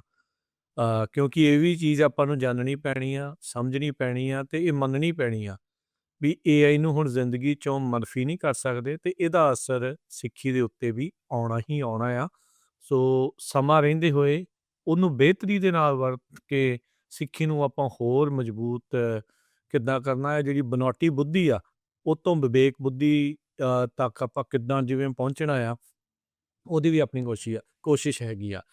ਹਰਵਿੰਦਰ, ਅੱਜ ਆਪਾਂ ਪ੍ਰੋਗਰਾਮ ਦੇ ਇਸ ਹਿੱਸੇ ਦੇ ਵਿੱਚ ਗੱਲਬਾਤ AI ਤੇ ਸਿੱਖੀ ਨੂੰ ਲੈ ਕੇ ਜਿਹੜਾ ਉਹ ਕਰਾਂਗੇ ਵੀ AI ਕਿੱਦਾਂ ਸਿੱਖੀ, ਜੋ ਕਿ ਇੱਕ ਐਕਸ਼ਨ ਦਾ ਧਰਮ ਹੈਗਾ ਆ, ਜੋ ਸਿੱਖੀ ਇੱਕ ਜਿਸ ਤਰੀਕੇ ਦੇ ਨਾਲ ਆਪਣੀ ਜ਼ਿੰਦਗੀ ਨੂੰ ਆਪਾਂ ਗੁਜ਼ਾਰਨਾ ਆ, ਉਹਦੇ ਐਕਸ਼ਨਸ ਹੁੰਦੇ ਆ, ਤੇ AI ਨੂੰ ਆਪਾਂ ਉਹਦੇ ਵਿੱਚ ਆਪਾਂ ਕਿੱਦਾਂ ਐਡ ਕਰ ਸਕਦੇ, ਕਿਵੇਂ ਉਸ ਦੇ ਵਿੱਚ ਐਂਟਰ ਕਰ ਸਕਦੇ ਹਾਂ। ਸੋ ਉਹਦੇ ਬਾਰੇ ਜਿਹੜੀ ਚਰਚਾ ਹੋਊਗੀ। ਮੈਨੂੰ ਪਤਾ ਵੀ ਤੁਸੀਂ ਗੁਰਦੁਆਰਾ ਸਾਹਿਬ ਫਰੀਮੌਂਟ ਦੇ ਵਿੱਚ AI ਜਿਹੜਾ ਕਲੱਬ ਆ ਉਹਦੇ ਨਾਲ ਵੀ ਜਿਹੜੇ ਜੁੜੇ ਹੋਏ ਆ, ਬੱਚਿਆਂ ਦਾ ਪ੍ਰੋਜੈਕਟ ਵੀ ਆ ਰਿਹਾ ਆ, ਉਹ ਵੀ ਉੱਥੇ ਸਾਰਾ ਕੁਛ ਹੋ ਰਿਹਾ ਆ, AI ਦਾ ਵਿਸ਼ੇਸ਼ ਕਲੱਬ ਜਿਹੜਾ ਉਹ ਬਣਿਆ ਹੋਇਆ ਆ। ਸੋ AI ਤੇ ਸਿੱਖੀ ਇਹ ਐਕਸ਼ਨ ਦੇ ਵਿੱਚ ਕਿੱਦਾਂ ਹੈ, ਕਿੱਦਾਂ ਤੁਸੀਂ ਇਹਦਾ ਆਪਸ 'ਚ ਸੁਮੇਲ ਦੇਖ ਰਹੇ? ਹਾਂਜੀ, ਸੁਮੇਲ ਜਾਂ ਕਨਵਰਜੈਂਸ ਵਾਲੀ ਗੱਲ ਮੇ ਬੀ ਰਾਈਟ ਅੱਖਰ ਨਾ ਹੋਣ, ਜਿੱਦਾਂ ਸਾਡੇ ਇਹਦੇ ਵਿੱਚ ਸਾਹਿਤ ਪੁਰਾਣਾ ਅਸੀਂ ਪੜ੍ਹ ਲਈਏ ਜਾਂ ਜਿੱਦਾਂ ਦੀ ਸਿੱਖਾਂ ਦੀ ਪ੍ਰੈਕਟਿਸ ਆ, ਸਿੱਖੀ ਦੀ ਪ੍ਰੈਕਟਿਸ ਆ, ਉਹਦੇ ਵਿੱਚ ਅਸੀਂ ਇਹ ਦੇਖਦੇ ਕਿ ਧਰਮ ਤੇ ਰਾਜਨੀਤੀ ਤਾਂ ਜਦੋਂ ਸੁਮੇਲ ਦੀ ਗੱਲ ਕਰਦੇ ਹਾਂ ਤਾਂ ਐਗਜ਼ਾਮਪਲ ਲੈ ਲੈਣੇ ਤਾਂ ਗੱਲ ਸਮਝ ਆ ਜਾਊਗੀ। ਭਾਵੇਂ ਕਿ ਦੋ ਵੱਖੋ ਵੱਖਰੇ ਸਬਜੈਕਟ ਆ, ਪਰ ਜਿਹੜਾ ਚੱਲਣ ਦਾ ਤਰੀਕਾ ਜਿਹਦੇ ਅਸੀਂ ਸਿਧਾਂਤਕ ਤੌਰ ਦੇ ਉੱਤੇ ਦੇਖੀਏ ਤੇ ਉਹ ਇਹ ਹੈ ਕਿ ਧਰਮ ਉੱਤੇ ਰਾਜਨੀਤੀ ਨਹੀਂ, ਰਾਜਨੀਤੀ ਉੱਤੇ ਧਰਮ ਦਾ ਕੁੰਡਾ ਹੋਣਾ ਚਾਹੀਦਾ। ਸੋ ਉਹੀ ਚੀਜ਼ ਜਦੋਂ ਆਪਾਂ ਆਰਟੀਫਿਸ਼ੀਅਲ ਇੰਟੈਲੀਜੈਂਸ ਦੇ ਸੰਦਰਭ ਦੇ ਵਿੱਚ ਕਰਦੇ ਹਾਂ ਤਾਂ ਸੇਮ ਪ੍ਰਿੰਸੀਪਲ ਇੱਥੇ ਵੀ ਅਪਲਾਈ ਹੁੰਦਾ ਕਿ ਆਰਟੀਫਿਸ਼ੀਅਲ ਇੰਟੈਲੀਜੈਂਸ ਦੇ ਟੂਲ ਆਪਾਂ ਜਿੱਦਾਂ ਵਰਤਨੇ ਆ, ਆਰਟੀਫਿਸ਼ੀਅਲ ਇੰਟੈਲੀਜੈਂਸ ਬਣਾਉਤੀ ਬੁੱਧੀ ਆਪਾਂ ਹੈ ਨਾ ਅੱਖਰ ਵਰਤਦੇ ਉਹਦੇ ਵਾਸਤੇ, ਉਹਨੂੰ ਜਦੋਂ ਆਪਣੇ ਬੱਚੇ ਜਾਂ ਅਸੀਂ ਵੱਡੇ ਹੋ ਕੇ ਉਹਨੂੰ ਡਿਵੈਲਪ ਕਰਨਾ, ਜਿੱਥੇ ਉਹਨੂੰ ਡਿਪਲੋਏ ਕਰਨਾ, ਉਹਦੇ ਉੱਤੇ ਜੇ ਧਰਮ ਦਾ ਕੁੰਡਾ ਹੋਊਗਾ, ਸਿੱਖੀ ਦਾ ਕੁੰਡਾ ਹੋਊਗਾ, ਤੇ ਉਹ ਆਰਟੀਫਿਸ਼ੀਅਲ ਇੰਟੈਲੀਜੈਂਸ ਸਰਬੱਤ ਦੇ ਭਲੇ ਵੱਲ ਹੀ ਜਾਊਗੀ। ਸੋ ਉੱਥੋਂ ਸੇਧ ਲੈ ਕੇ ਹਾਂਜੀ, ਉਹ ਤੋਂ ਸੇਧ ਲੈ ਕੇ ਜੋ ਹਨਾ ਬਣਤਰ ਹੋਊਗੀ, ਪਰ ਕੁਛ ਚੀਜ਼ਾਂ ਨਾਲ ਦੀ ਨਾਲ ਹੋਰ ਵੀ ਆ, ਉਹ ਇਹ ਹੈਗੀਆਂ ਕਿ ਜਦੋਂ ਅਸੀਂ ਹੁਣ ਕਿਉਂਕਿ ਜਿੱਦਾਂ ਬੱਚੇ ਆ ਨਾ ਛੋਟੇ, ਉਹ ਕਈ ਵਾਰ ਟੂਲਸ ਵਗੈਰਾ ਦੇਖਦੇ ਆ ਜਾਂ ਉਹਨਾਂ ਨੂੰ ਨਿੱਜੀ ਤੌਰ ਦੇ ਉੱਤੇ ਕੁਐਸਚਨਸ ਹੁੰਦੇ ਆ, ਤੇ ਉਹ ਕੁਐਸਚਨਸ ਉਹ ਚੈਟ ਜੀਪੀਟੀ ਦੇ ਕੋਲ ਜਾਂਦੇ ਆ, ਜੈਮੀਨਾਈ ਦੇ ਕੋਲ ਜਾਂਦੇ ਜਾਂ ਗਰੋਕ ਦੇ ਕੋਲ ਜਾਂਦੇ ਆ, ਤੇ ਉਹ ਵੀ ਆਪਾਂ ਨੂੰ ਕੁਛ ਚੀਜ਼ਾਂ ਧਿਆਨ ਰੱਖਣ ਦੀ ਲੋੜ ਆ। ਆਪਾਂ ਟਾਕ ਸ਼ੋਅ ਵਿੱਚ ਵੀ ਗੱਲਬਾਤ ਕੀਤੀ ਸੀ ਵੀ ਗੁਰਬਾਣੀ ਦੇ ਜਿਹੜੇ ਹਵਾਲੇ ਆ, ਉਹ ਅਸੀਂ ਚੈਟ ਜੀਪੀਟੀ ਤੋਂ ਨਾ ਲੈ ਕੇ ਰੀਅਲ ਮਹਾਰਾਜ ਜ਼ਿੰਦਗੀ ਦੇ ਉੱਤੋਂ ਲਈਏ। ਹੁਣ ਇਹ ਦੇਖੀਏ, ਇੱਕ ਬੁਨਿਆਦੀ ਫ਼ਰਕ ਦੋਹਾਂ ਦਾ ਇਹ ਆ ਕਿ ਚੈਟ ਜੀਪੀਟੀ ਦੇ ਉੱਤੇ ਜਿੰਨੀ ਜਾਣਕਾਰੀ ਆ ਰਾਜ ਕਰ, ਹਾਂਜੀ ਉਹ ਕਿੱਥੋਂ ਆਈ? ਇੱਕ ਵਾਰੀ ਆਪਾਂ ਸਾਡੇ ਸਰੋਤੇ ਜਿਹੜੇ ਲਗਾਤਾਰ ਸਾਨੂੰ ਟਾਕ ਸ਼ੋਅ ਜਾਂ ਵਿਊਅਰ ਸਾਡੇ ਟਾਕ ਸ਼ੋਅ ਵੇਖਦੇ, ਉਹਨਾਂ ਨੂੰ ਪਤਾ, ਪਰ ਫਿਰ ਵੀ ਆਪਾਂ ਇੱਕ ਵਾਰੀ ਨਾ ਮੋਟੇ ਤੌਰ ਦੇ ਉੱਤੇ 10,000 ਫੀਟ ਤੋਂ ਉੱਤੇ ਆਪਾਂ ਫਿਰ ਇੱਕ ਵਾਰੀ ਗੱਲ ਕਰ ਲੈਂਦੇ ਹਾਂ ਕਿ ਜਿੰਨੀ ਜਾਣਕਾਰੀ ਸਾਨੂੰ ਇੰਟੈਲੀਜੈਂਸ ਇਹਦੇ ਤੋਂ ਮਿਲਦੀ ਆ, ਚੈਟ ਜੀਪੀਟੀ ਹੋ ਗਿਆ, ਤੁਹਾਡਾ ਗਰੋਕ ਹੋ ਗਿਆ, ਜੈਮੀਨਾਈ, ਜਿੰਨੇ ਵੀ ਲਾਰਜ ਲੈਂਗੁਏਜ ਮਾਡਲ ਆ, ਇਨਫਰਾਸਟ੍ਰਕਚਰ, ਉਹ ਕਿੱਥੋਂ ਆਈ? ਉਹਨਾਂ ਕੀ ਕੀਤਾ ਕਿ ਬਹੁਤ ਜ਼ਿਆਦਾ ਡੇਟਾ, ਜਿਹੜਾ ਦੁਨੀਆ ਭਰ ਦਾ ਡੇਟਾ, ਉਹਨੂੰ ਇਕੱਠਾ ਕੀਤਾ, ਉਹਨੂੰ ਹੂੰ ਕਰੰਚ ਕੀਤਾ, ਉਹਦੇ ਤੋਂ ਜੋ ਉਹਦੀ ਸਮਝ ਬਣੀ ਚੀਜ਼ਾਂ ਨੂੰ ਲੈ ਕੇ ਇੱਕ ਜੈਨੇਰਿਕ ਉਹ ਸਾਨੂੰ ਇਨਫੋਰਮੇਸ਼ਨ ਪੇਸ਼ ਕੀਤੀ ਜਾਂਦੀ ਹੈ। ਹੂੰ ਹੂੰ ਸੋ ਇਸੇ ਲਈ ਕਹਿੰਦੇ ਨਾ ਵੀ ਜਿਹੜੀ ਲਾਰਜ ਲੈਂਗੁਏਜ ਮਾਡਲ ਆ ਜਾਂ ਕੋਈ ਲੈਂਗੁਏਜ ਮਾਡਲ ਆ, ਉਹ ਓਨਾ ਕੁ ਇੰਟੈਲੀਜੈਂਟ ਆ ਜਿੰਨਾ ਉਹਨੂੰ ਟ੍ਰੇਨ ਕਰਨ ਵਾਲਾ ਡੇਟਾ ਇੰਟੈਲੀਜੈਂਟ ਆ। ਸਹੀ ਗੱਲ ਤੇ ਉਹਦੇ ਵਿੱਚ ਹੁਣ ਰਾਜ ਕਰਨੀ ਇਹ ਆ ਕਿ ਜਦੋਂ ਆਪਾਂ ਸਾਡੇ ਵਰਗੇ ਜਿਹੜੇ ਕੌਮਾਂ ਕਹਿ ਲਓ ਜਾਂ ਇਨ ਜਨਰਲ ਪੰਜਾਬੀ ਕੌਮ ਕਹਿ ਲਓ ਜਾਂ ਸਿੱਖ ਧਰਮ ਦੇ ਲੋਕ ਕਹਿ ਲਓ, ਫਿਰ ਵੀ ਆਪਾਂ ਗਿਣਤੀ ਦੇ ਵਿੱਚ ਆਪਾਂ ਮਿਨੋਰਿਟੀ ਦੇ ਤੌਰ ਦੇ ਉੱਤੇ ਸੰਖਿਆ ਘੱਟ ਆ ਆਪਣੀ ਹਾਂਜੀ ਹਨਾ। ਹੂੰ ਤੇ ਮਿਨੋਰਿਟੀ ਇਸ ਤਰੀਕੇ ਨਾਲ ਨਹੀਂ ਵੀ ਆਪਾਂ ਗਿਣਤੀ ਦੇ ਨੰਬਰ ਆ, ਆਰਟੀਫਿਸ਼ੀਅਲ ਇੰਟੈਲੀਜੈਂਸ ਦੇ ਪਰਸਪੈਕਟਿਵ ਨਾਲ ਮਿਨੋਰਿਟੀ ਇਸ ਹਿਸਾਬ ਦੇ ਨਾਲ ਆ ਵੀ ਸਾਡਾ ਜਿਹੜਾ ਡਿਜੀਟਾਈਜ਼ਡ ਟੈਕਸਟ ਆ, ਉਹ ਬਹੁਤ ਘੱਟ ਆ ਬਾਕੀਆਂ ਭਾਸ਼ਾਵਾਂ ਨੂੰ ਲੈ ਕੇ। ਹੁਣ ਕਹਿਣ ਨੂੰ ਤਾਂ ਪੰਜਾਬੀ ਦੁਨੀਆ ਦੀ ਟੌਪ 10 ਬੋਲੀਆਂ ਜਾਣ ਵਾਲੀ ਭਾਸ਼ਾਵਾਂ ਵਿੱਚੋਂ ਇੱਕ ਆ। ਸਹੀ ਗੱਲ ਆ ਹੂੰ ਤੇ ਪਰ ਜੋ ਅਸੀਂ ਟੈਕਸਟ ਦੇਖਦੇ ਆ, ਭਾਵੇਂ ਸ਼ਾਹਮੁਖੀ ਦਾ ਲੈ ਲਓ, ਭਾਵੇਂ ਗੁਰਮੁਖੀ ਦਾ ਲੈ ਲਓ, ਡਿਜੀਟਾਈਜ਼ਡ ਟੈਕਸਟ ਦੀ ਗਿਣਤੀ ਫ੍ਰੈਂਚ ਦੇ ਬਰਾਬਰ, ਸਪੈਨਿਸ਼ ਦੇ ਬਰਾਬਰ, ਸਪੈਨਿਸ਼ ਤਾਂ ਹੈ ਹੀ ਉੱਦਾਂ ਵੱਡੀ ਲੈਂਗੁਏਜ ਆ, ਪਰ ਹੋਰ ਜਿੰਨੀਆਂ ਭਾਸ਼ਾਵਾਂ ਹੈਗੀਆਂ, ਉਹਨਾਂ ਦੇ ਬਰਾਬਰ ਬਹੁਤ ਘੱਟ ਆ। ਸੋ ਇਹਦਾ ਮਤਲਬ ਜਿੰਨੇ ਵੀ ਦੁਨੀਆ ਭਰ ਦੇ ਲਾਰਜ ਲੈਂਗੁਏਜ ਮਾਡਲ ਹੈਗੇ ਆ, ਉਹ ਪੰਜਾਬੀ ਦੀ ਟ੍ਰੇਨਿੰਗ ਉਹਨਾਂ ਉੱਤੇ ਬਹੁਤ ਘੱਟ ਹੋਈ ਆ। ਤੇ ਉਹਨਾਂ ਕਿਉਂਕਿ ਦੀ ਉਹ ਟ੍ਰੇਨ ਕਰਨ ਨੂੰ ਹੈ ਹੀ ਨਹੀਂ ਹਾਂਜੀ, ਹਾਂਜੀ। ਸੋ ਉਹਦੇ ਵੀ ਹੋਰ ਨੈਰੋ ਸਕੋਪ ਅਸੀਂ ਕਰ ਲਈਏ, ਥੋੜ੍ਹਾ ਹੋਰ ਕਢਾ ਲਈਏ, ਤੇ ਜਿਹੜੇ ਸਿੱਖੀ ਦੇ ਸਿਧਾਂਤ ਦਾ ਆਪਣੇ ਜਿਹੜੇ ਪੁਰਾਣੇ ਗ੍ਰੰਥ ਆ, ਉਹਨਾਂ ਦੀ ਵੀ ਡਿਜੀਟਾਈਜੇਸ਼ਨ ਆਪਾਂ ਨੂੰ ਬਹੁਤ ਘੱਟ ਮਿਲਦੀ ਆ। ਪ੍ਰਾਚੀਨ ਪੰਥ ਪ੍ਰਕਾਸ਼ ਹੋ ਗਏ, ਆਪਣਾ ਨਵੀਨ ਪੰਥ ਪ੍ਰਕਾਸ਼, ਸ੍ਰੀ ਗੁਰੂ ਸੋਭਾ, ਹੋਰ ਜਿਹੜੇ ਪੁਰਾਣੇ ਗ੍ਰੰਥ ਆ ਜਿਨ੍ਹਾਂ ਤੋਂ ਆਪਣੇ ਰਹਿਤਨਾਮੇ ਹੋ ਗਏ, ਉਹਨਾਂ ਦੀ ਕੰਪੈਰੇਟਿਵਲੀ ਡਿਜੀਟਾਈਜੇਸ਼ਨ ਜਿਹੜੀ ਉਹ ਘੱਟ ਮਿਲਦੀ ਆ। ਸਹੀ ਸੋ ਜਿੰਨਾ ਕੁ ਵੀ ਆਪਾਂ ਨੂੰ ਆਰਟੀਫਿਸ਼ੀਅਲ ਇੰਟੈਲੀਜੈਂਸ ਤੋਂ ਇਨਫੋਰਮੇਸ਼ਨ ਮਿਲੂਗੀ, ਓਨੀ ਕੀ ਮਿਲੂਗੀ ਜਿੰਨੇ ਤੇ ਮਾਡਲ ਟ੍ਰੇਨ ਆ, ਤੇ ਉਹ ਬਹੁਤ ਜ਼ਿਆਦਾ ਨਹੀਂ ਹੈਗੇ। ਇਸ ਲਈ ਪੰਜਾਬੀ ਭਾਸ਼ਾ ਜਿਹੜੀ ਆ ਆਰਟੀਫਿਸ਼ੀਅਲ ਇੰਟੈਲੀਜੈਂਸ ਦੇ ਯੁੱਗ ਵਿੱਚ ਇਹਨੂੰ ਕਹਿੰਦੇ ਲੋ ਰਿਸੋਰਸ ਲੈਂਗੁਏਜ। ਹੂੰ ਅੰਗਰੇਜ਼ੀ, ਸਪੈਨਿਸ਼, ਫਰੈਂਚ ਹੋ ਗਈ ਜਾਂ ਤੁਹਾਡੀਆਂ ਮੈਂਡਰਿਨ ਹੋ ਗਈ, ਇਹ ਭਾਸ਼ਾਵਾਂ ਹੈਗੀਆਂ ਰਿਚ ਲੈਂਗੁਏਜ। ਕਾਫੀ ਹੱਦ ਤੱਕ ਹਿੰਦੀ ਵੀ ਉਹਦੇ ਵਿੱਚ ਆਉਂਦੀ, ਬੰਗਾਲੀ ਵੀ ਆਉਂਦੀ ਆ, ਤੇਲਗੂ ਹੂੰ ਵਗੈਰਾ ਵੀ। ਪਰ ਪੰਜਾਬੀ ਵਿੱਚ ਓਨੇ ਸਾਧਨ ਨਹੀਂ ਹੈਗੇ। ਫਿਰ ਆਪਾਂ ਰਿਲਾਇੰਸ ਜਿਹੜੀ ਹੈਗੀ ਆ, ਉਹ ਆਪਾਂ ਏਆਈ ਦੇ ਉੱਤੇ ਨਹੀਂ ਰੱਖ ਸਕਦੇ। ਏਆਈ ਸਾਨੂੰ ਸਹੀ ਜਵਾਬ ਦੇ ਦੂਗੀ। ਹੁਣ ਇਹਦੇ ਵਿੱਚ ਇਹ ਨਹੀਂ ਗੱਲ ਵੀ ਏਆਈ, ਚਲੋ ਇੱਕ ਹੈਲੂਸੀਨੇਸ਼ਨ ਦੀ ਪ੍ਰੋਬਲਮ ਵੀ ਹੁੰਦੀ ਵੀ ਉਹ ਆਪਣੇ ਆਪ 'ਚ ਚੀਜ਼ਾਂ ਜਨਰੇਟ ਕਰ ਦਿੰਦੀ ਆ, ਪਰ ਦੂਜੀ ਇੱਕ ਜੈਨੂਇਨ ਸਮੱਸਿਆ ਵੀ ਹੈਗੀ ਆ ਵੀ ਡੇਟਾ ਹੀ ਹੈ ਨਹੀਂ ਅਜੇ ਤੇ ਉਹ ਟ੍ਰੇਨ ਹੋਇਆ। ਸੋ ਹੁਣ ਇਹ ਸਮੱਸਿਆ ਸਾਡੇ ਸਾਹਮਣੇ ਖੜੀ ਹੈ। ਜਦੋਂ ਇਹ ਹੁਣ ਸਾਡੇ ਸਮੱਸਿਆ ਸਾਹਮਣੇ ਖੜੀ ਹੈ, ਤੇ ਆਪਾਂ ਨੂੰ ਇਹਦਾ ਕੋਈ ਆਲਟਰਨੇਟਿਵ ਹੱਲ ਜਾਂ ਇਹਦੇ ਨਾਲ ਅਸੀਂ ਕਿੱਦਾਂ ਡੀਲ ਕਰਨਾ, ਉਹਦੇ ਬਾਰੇ ਆਪਾਂ ਨੂੰ ਸੋਚਣਾ ਪੈਣਾ। ਤੇ ਉਹੀ ਗੱਲਾਂ ਬਾਤਾਂ ਸਾਡੇ ਅੱਜ ਜਿਹੜੇ ਜਿਹੜਾ ਸਿੱਖੀ ਐਂਡ ਏਆਈ ਆ, ਇਹ ਪ੍ਰੋਬਲਮ ਨੂੰ ਸਾਹਮਣੇ ਰੱਖ ਕੇ ਅਸੀਂ ਇਹ ਲੈ ਕੇ ਆਂਦਾ। ਬਾਏ ਦਾ ਵੇ, ਇਹ ਜਿਹੜਾ ਅੱਜ ਅਸੀਂ ਗੱਲ ਕਰ ਰਹੇ ਹਾਂ, ਇਹ ਸਾਡੇ ਪਾਰਟ ਆਫ ਕਰਿਕੂਲਮ ਹੀ ਆ। ਤੁਸੀਂ ਕਿਹਾ ਸਿੱਖ ਏਆਈ ਕਲੱਬ, ਜਿਹੜਾ ਸੀ ਗੁਰਦੁਆਰਾ ਸਾਹਿਬ ਫਰੀਮੌਂਟ ਦੇ ਵਿੱਚ, ਖਾਲਸਾ ਸਕੂਲ ਫਰੀਮੌਂਟ ਦੇ ਵਿੱਚ ਸ਼ੁਰੂ ਹੋਇਆ। ਸੋ ਹਾਂਜੀ ਖੁਦਾ ਲੈਕਚਰ ਸੀਰੀਜ਼ ਦਾ ਵੀ ਇੱਕ ਹਿੱਸਾ ਹੈਗਾ। ਤੇ ਆਪਾਂ ਇਹਦੇ ਬਾਬਤ ਗੱਲ ਕਰਦੇ, ਮੈਨੂੰ ਲੱਗਦਾ ਇਹ ਗੱਲ ਕਰਨੀ ਜਿਹੜੀ ਹੈ ਬਹੁਤ ਜ਼ਰੂਰੀ ਆ ਜੀ। ਹਾਂਜੀ ਨਹੀਂ ਇਹ ਹਰਵਿੰਦਰ ਸਿੰਘ ਜੀ ਬਹੁਤ ਅਹਿਮ ਜਿਹੜੀ ਗੱਲ ਆ ਕਿਉਂਕਿ ਦੇਖੋ ਇੱਥੇ ਸੂਖਮ ਜਿਹਾ ਫਰਕ ਹੁੰਦਾ ਆ ਬਹੁਤ ਸਾਰੇ ਲੋਕ ਜਿਹੜੇ ਏਆਈ ਦੇ ਮਾਡਲ ਵਰਤਦੇ ਆ ਜਦੋਂ ਉਹ ਪੰਜਾਬੀ ਦੇ ਵਿੱਚ ਕੁਝ ਟਾਈਪ ਕਰਦੇ ਆ ਜਾਂ ਉਹਨੂੰ ਪੰਜਾਬੀ ਦੇ ਵਿੱਚ ਉੱਤਰ ਮਿਲਦਾ ਉਹ ਕਹਿੰਦੇ ਯਾਰ ਬੜਾ ਵਧੀਆ ਆ ਰਿਹਾ ਹਾਂਜੀ, ਪਰ ਪਰ ਉਹੀ ਜਿਹੜੀ ਗੱਲ ਆ ਵੀ ਇਸ ਨੂੰ ਸੂਖਮ ਤਰੀਕੇ ਦੇ ਨਾਲ ਸਮਝਣ ਦੀ ਜ਼ਰੂਰਤ ਆ ਲੱਗ ਤੁਹਾਨੂੰ ਰਿਹਾ ਵਧੀਆ ਹੈ, ਕਿਉਂਕਿ ਇੱਕ ਤਾਂ ਇਹਦੇ ਵਿੱਚ ਆਪਣਾ ਵੀ ਆ ਜਾਂਦਾ ਨਾਲ ਵੀ ਆਪਾਂ ਨੂੰ ਕਿੰਨੀ ਕੁ ਸਮਝ ਹੈਗੀ ਆ ਹਾਂਜੀ, ਹਾਂਜੀ, ਆਪਾਂ ਉਹਨੂੰ ਇਹ ਸਮਝਦੇ ਵੀ ਇਹਨੂੰ ਵਾਕਿਆ ਬਹੁਤ ਕੁਝ ਜਿਹੜਾ ਉਹ ਪਤਾ ਆ ਜਾਂ ਇਹਦੇ ਕੋਲ ਇਨਫੋਰਮੇਸ਼ਨ ਬਹੁਤ ਆ ਪਰ ਅਸਲ ਦੇ ਵਿੱਚ ਜਿਹੜੇ ਲੋਕ ਇਸ ਦੇ ਉੱਤੇ ਕੰਮ ਕਰ ਰਹੇ ਆ ਉਹਨਾਂ ਨੂੰ ਇਹ ਪਤਾ ਆ ਵੀ ਪਿੱਛੇ ਇਹ ਸਮੱਸਿਆ ਆ ਤੇ ਇਹ ਸਮੱਸਿਆ ਨੇ ਆਉਂਦਿਆਂ ਜਲਦੀ-ਜਲਦੀ ਵੱਡੀ ਹੋਈ ਜਾਣਾ ਆ ਜੇ ਆਪਾਂ ਇਹਦੇ ਤੇ ਜਲਦੀ ਹੱਲ ਇਸਦਾ ਜਿਹੜਾ ਨਾ ਕੱਢਿਆ, ਇਹਨਾਂ ਮਾਡਲਸ ਨੂੰ ਜਲਦੀ ਟ੍ਰੇਨ ਨਹੀਂ ਕੀਤਾ ਜਾਂ ਆਪਣਾ ਕੋਈ ਆਪਣੇ ਪੱਧਰ ਦੇ ਉੱਤੇ ਮਾਡਲ ਤਿਆਰ ਜਿਹੜਾ ਉਹ ਨਹੀਂ ਕੀਤਾ। ਸੋ ਹੁਣ ਸਿੱਖ ਸਿਧਾਂਤਾਂ ਦੇ ਨਾਲ ਜਿੱਦਾਂ ਤੁਸੀਂ ਕਿਹਾ ਵੀ ਜਿਹੜੇ ਏਆਈ ਦੇ ਮਾਡਲਸ ਤਿਆਰ ਹੋਣ ਜਾਂ ਏਆਈ ਜਿਹੜੀ ਇਹ ਮਾਡਲ ਆ, ਉਹ ਇਹ ਤੋਂ ਸੇਧ ਲਵੇ, ਤਾਂ ਉਹ ਇਹ ਇਸ ਤਰੀਕੇ ਦੇ ਨਾਲ ਆ। ਸੋ ਇਹਦੀ ਸ਼ੁਰੂਆਤ ਤੁਸੀਂ ਕਿੱਥੋਂ ਹੁੰਦੇ ਦੇਖਦੇ ਆ ਇਹ ਸਿਧਾਂਤਾਂ ਤੋਂ ਤੇ ਅੱਜ ਦੀ ਏਆਈ ਦੇ ਨਾਲੋਂ ਕਿਵੇਂ ਕਿਵੇਂ ਜਿਹੜਾ ਆਪਾਂ ਉਸਨੂੰ ਜੋੜ ਕੇ ਦੇਖਾਂਗੇ? ਹਾਂਜੀ, ਸੋ ਉਹਦੇ ਵਿੱਚ ਰਾਜਕਨ ਇਹ ਚੀਜ਼ ਆਪਾਂ ਨੂੰ ਧਿਆਨ ਰੱਖਣ ਦੀ ਲੋੜ ਆ ਕਿ ਹਾਂਜੀ, ਸੋ ਗੱਲ ਅਸੀਂ ਫਿਰ ਆਪਣੇ ਮੂਲ 3 ਸਿਧਾਂਤਾਂ ਦੀ ਕਰਦੇ ਨਾ ਗੱਲ, ਤੇ ਉੱਥੋਂ ਹੀ ਸਾਰੀ ਗੱਲ ਸ਼ੁਰੂ ਹੁੰਦੀ ਹੈ ਜੋ ਗੁਰੂ ਨਾਨਕ ਸਾਹਿਬ ਨੇ ਆਮ ਸਿੱਖਾਂ ਨੂੰ ਦਿੱਤੇ ਹੈਗੇ, ਨਾਮ ਜਪੋ, ਕਿਰਤ ਕਰੋ ਤੇ ਵੰਡ ਛਕੋ। ਇੱਥੋਂ ਹੀ ਗੱਲ ਜਿਹੜੀ ਸ਼ੁਰੂ ਹੁੰਦੀ ਆ। ਜੀ, ਜਿਹੜੇ ਸੋ ਡਿਸਪਲੇ ਤੇ ਹੋ ਰਿਹਾ ਉੱਥੇ ਚੌਥਾ ਵੀ ਉਹਨਾਂ ਨੂੰ ਦਿਖ ਰਿਹਾ ਵਿਵੇਕ ਬੁੱਧੀ ਉਹਦੇ ਤੱਕ ਹਾਂਜੀ, ਉਹ 'ਚੋਂ ਉਹ ਅੱਗੇ ਨਾ ਵਧਿਆ। ਉਹਦੇ ਬਾਰੇ ਮੈਂ ਤੇ ਗੱਲ ਕਰਦਾ, ਉਹ ਇਹ ਹੈਗਾ ਵੀ ਆਪਾਂ ਕੀ ਕਰਨਾ, ਇਹ ਜਿਹੜੇ 3 ਸਿਧਾਂਤ ਆ, ਮੂਲ ਸਿਧਾਂਤ ਉਹ ਤਾਂ ਹੈਗੇ ਆ, ਉਹਨਾਂ ਨੂੰ ਹੀ ਅਸੀਂ ਵਰਤਣਾ। ਤੇ ਚੌਥਾ ਹੈਗਾ ਏਆਈ ਦੇ ਕੰਟੈਕਸਟ ਦੇ ਵਿੱਚ। ਹਾਂਜੀ, ਠੀਕ ਆ। ਤੇ ਤਾਂ ਕਰਕੇ ਜਦੋਂ ਆਰਟੀਫੀਸ਼ੀਅਲ ਇੰਟੈਲੀਜੈਂਸ ਦੇ ਸੰਦਰਭ ਦੇ ਵਿੱਚ ਆ ਤੇ ਉਹ ਆਪਾਂ ਚੌਥੀ ਵਿਵੇਕ ਬੁੱਧੀ ਦੀ ਵੀ ਗੱਲ ਕਰਨੀ ਆ। ਉਹ ਮੈਂ ਉਹਦੇ ਬਾਰੇ ਆਪਾਂ ਗੱਲ ਕਰਦੇ ਕਿ ਉਹ ਕਿਉਂ ਜ਼ਰੂਰੀ ਆ। ਸੋ ਰਾਜਕਨ ਉਹਦੇ 'ਚ ਗੱਲ ਇਸ ਤਰ੍ਹਾਂ ਕਿ ਨਾਮ ਜਪੋ ਦਾ ਸਿਧਾਂਤ ਜਿਹੜਾ ਉਹ ਗੁਰੂ ਸਾਹਿਬ ਨੇ ਸਾਨੂੰ ਦਿੱਤਾ ਹੈ ਨਾ। ਜਿਹੜੇ ਆ ਨਾ ਜਦੋਂ ਤੁਸੀਂ ਨਾਮ ਜਪਦੇ ਆ ਤੇ ਹੈ ਨਾ, ਗੁਰੂ ਸਾਹਿਬ ਸਾਨੂੰ ਕਹਿੰਦੇ ਆ, ਉਦਮ ਕਰੇਂਦਿਆਂ ਜੀਓ ਤੂੰ ਕਮਾਵਦਿਆਂ ਸੁਖ ਪੁੰਚ, ਧਿਆਇਂਦਿਆਂ ਤੂੰ ਪ੍ਰਭ ਮਿਲ ਨਾਨਕ ਉਤਰੀ ਚਿੰਤ। ਇਹਦੇ ਵਿੱਚ ਇਹ ਆ ਵੀ ਆਪਾਂ ਸਾਨੂੰ ਇਹ ਵੇਖਿਆ ਕਿ ਅਸੀਂ ਸਿੱਖ ਜਿੱਥੇ ਵੀ ਦੁਨੀਆ ਭਰ ਦੇ ਵਿੱਚ ਜਾਂਦੇ ਆ, ਰੋਟੀ ਤੋਂ ਵਾਂਝਾ ਨਹੀਂ ਰਹਿੰਦਾ। ਉਹ ਸਿਧਾਂਤ ਨਾਮ ਜਪੋ, ਕਿਰਤ ਕਰੋ ਤੋਂ ਹੀ ਆਉਂਦਾ ਕਿ ਉਹਦੇ ਵਿੱਚ ਇਹ ਆ ਕਿ ਇਹਦਾ ਮਤਲਬ ਇਹ ਹੈ ਵੀ ਮਿਹਨਤ ਦੇ ਨਾਲ ਕੰਮ ਕਰੋ, ਜਿਹੜਾ ਤੁਹਾਨੂੰ ਮਿਲਿਆ ਪ੍ਰਮਾਤਮਾ ਤੇ ਤੁਹਾਨੂੰ ਉਸ ਮਿਹਨਤ ਤੋਂ ਤੁਹਾਨੂੰ ਮਿਲਿਆ, ਉਹਨੂੰ ਇੰਜੋਏ ਕਰੋ ਤੇ ਪ੍ਰਮਾਤਮਾ ਨੂੰ ਹਮੇਸ਼ਾ ਚਿੰਤਾ ਧਿਆਨ ਦੇ ਵਿੱਚ ਰੱਖੋ। ਚਿੱਤ ਦੇ ਚੇਤਿਆਂ ਚ ਰੱਖੋ। ਨਹੀਂ, ਉਹਦੇ ਵਿੱਚ ਇਹ ਹੈ ਕਿ ਤੁਹਾਨੂੰ ਜਿਹੜੀ ਚਿੰਤਾ ਵਾ ਉਹ ਹੁੰਦੀ ਆ।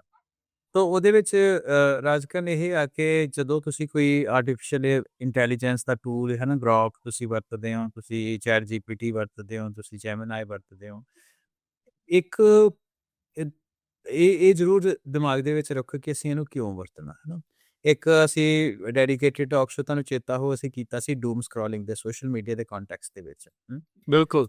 ਇਹਦੇ ਕੰਟੈਕਸਟ ਵਿੱਚ ਡੂਮ ਸਕਰੋਲਿੰਗ ਕਹਿੰਦੇ ਆ ਕਿ ਜਦੋਂ ਮੈਂ ਥੋੜਾ ਜਿਹਾ ਵਿਹਲਾ ਹੁੰਦਾ, ਫੋਨ ਫੜ ਕੇ ਆਪਣਾ ਬੈਠ ਜਾਂਦਾ ਤੇ ਉਹਨੂੰ ਨਹੀਂ ਪਤਾ ਹੁੰਦਾ ਜੀ ਬਸ ਚੱਲ ਜੀ ਨਾ, ਇੰਸਟਾਗ੍ਰਾਮ ਦੀ ਵੀਡੀਓ ਚੱਲਣ ਦੀ, ਦੂਸਰੀ ਸ਼ਾਰਟ ਰੀਲ ਚੱਲਣ ਦੀ, ਜਾਂ ਮਾਈਂਡਲੈਸ ਸਕਰੋਲਿੰਗ ਜਿਹੜੀ ਆ ਉਹ ਕਰਦੇ ਆ। ਤੇ ਬਿਲਕੁਲ। ਉਹਨੂੰ ਸਕਰੋਲਿੰਗ ਦਾ ਨਾਂ ਦਿੱਤਾ ਜਾਂਦਾ ਵੀ ਤੁਸੀਂ ਇੰਟੈਂਸ਼ਨਲੀ ਨਹੀਂ ਜਾਂਦੇ ਸੋਸ਼ਲ ਮੀਡੀਆ ਦੇ ਉੱਤੇ, ਤੁਸੀਂ ਜਸਟ ਬਿਕਾਜ਼ ਤੁਸੀਂ ਸੋਸ਼ਲ ਮੀਡੀਆ ਦੇ ਉੱਤੇ ਜਾਂਦੇ ਹੋ। ਅੱਛਾ, ਇੱਥੇ ਇੱਕ ਕਨਸੈਪਟ ਮੈਂ ਨਵਾਂ ਇਸ ਦੇ ਵਿੱਚ ਲਰਨ ਕੀਤਾ, ਕਹਿੰਦੇ ਵੀ ਇਹਦੇ ਵਿੱਚ ਲੋਕ ਜਿੱਦਾਂ ਆਪਾਂ ਤੁਸੀਂ ਕਹਿੰਦੇ ਨਾ ਵੀ ਸੌਣ ਤੋਂ ਪਹਿਲਾਂ ਜਾਂ ਕਿਸੇ ਵੀ ਟਾਈਮ ਡੂਮਸਡੇ, ਲੋਕਾਂ ਨੂੰ ਇਹ ਹੁੰਦਾ ਵੀ ਅੱਜ ਦਾ ਦਿਨ ਖਤਮ ਨਾ ਹੋਵੇ, ਹੂੰ, ਵੀ ਹੁਣ ਜਿਹੜਾ ਉਹ ਚੱਲੀ ਜਾਵੇ, ਅਗਲਾ ਦਿਨ ਸ਼ੁਰੂ ਹੋਣ ਤੋਂ ਡਰਦੇ ਆ।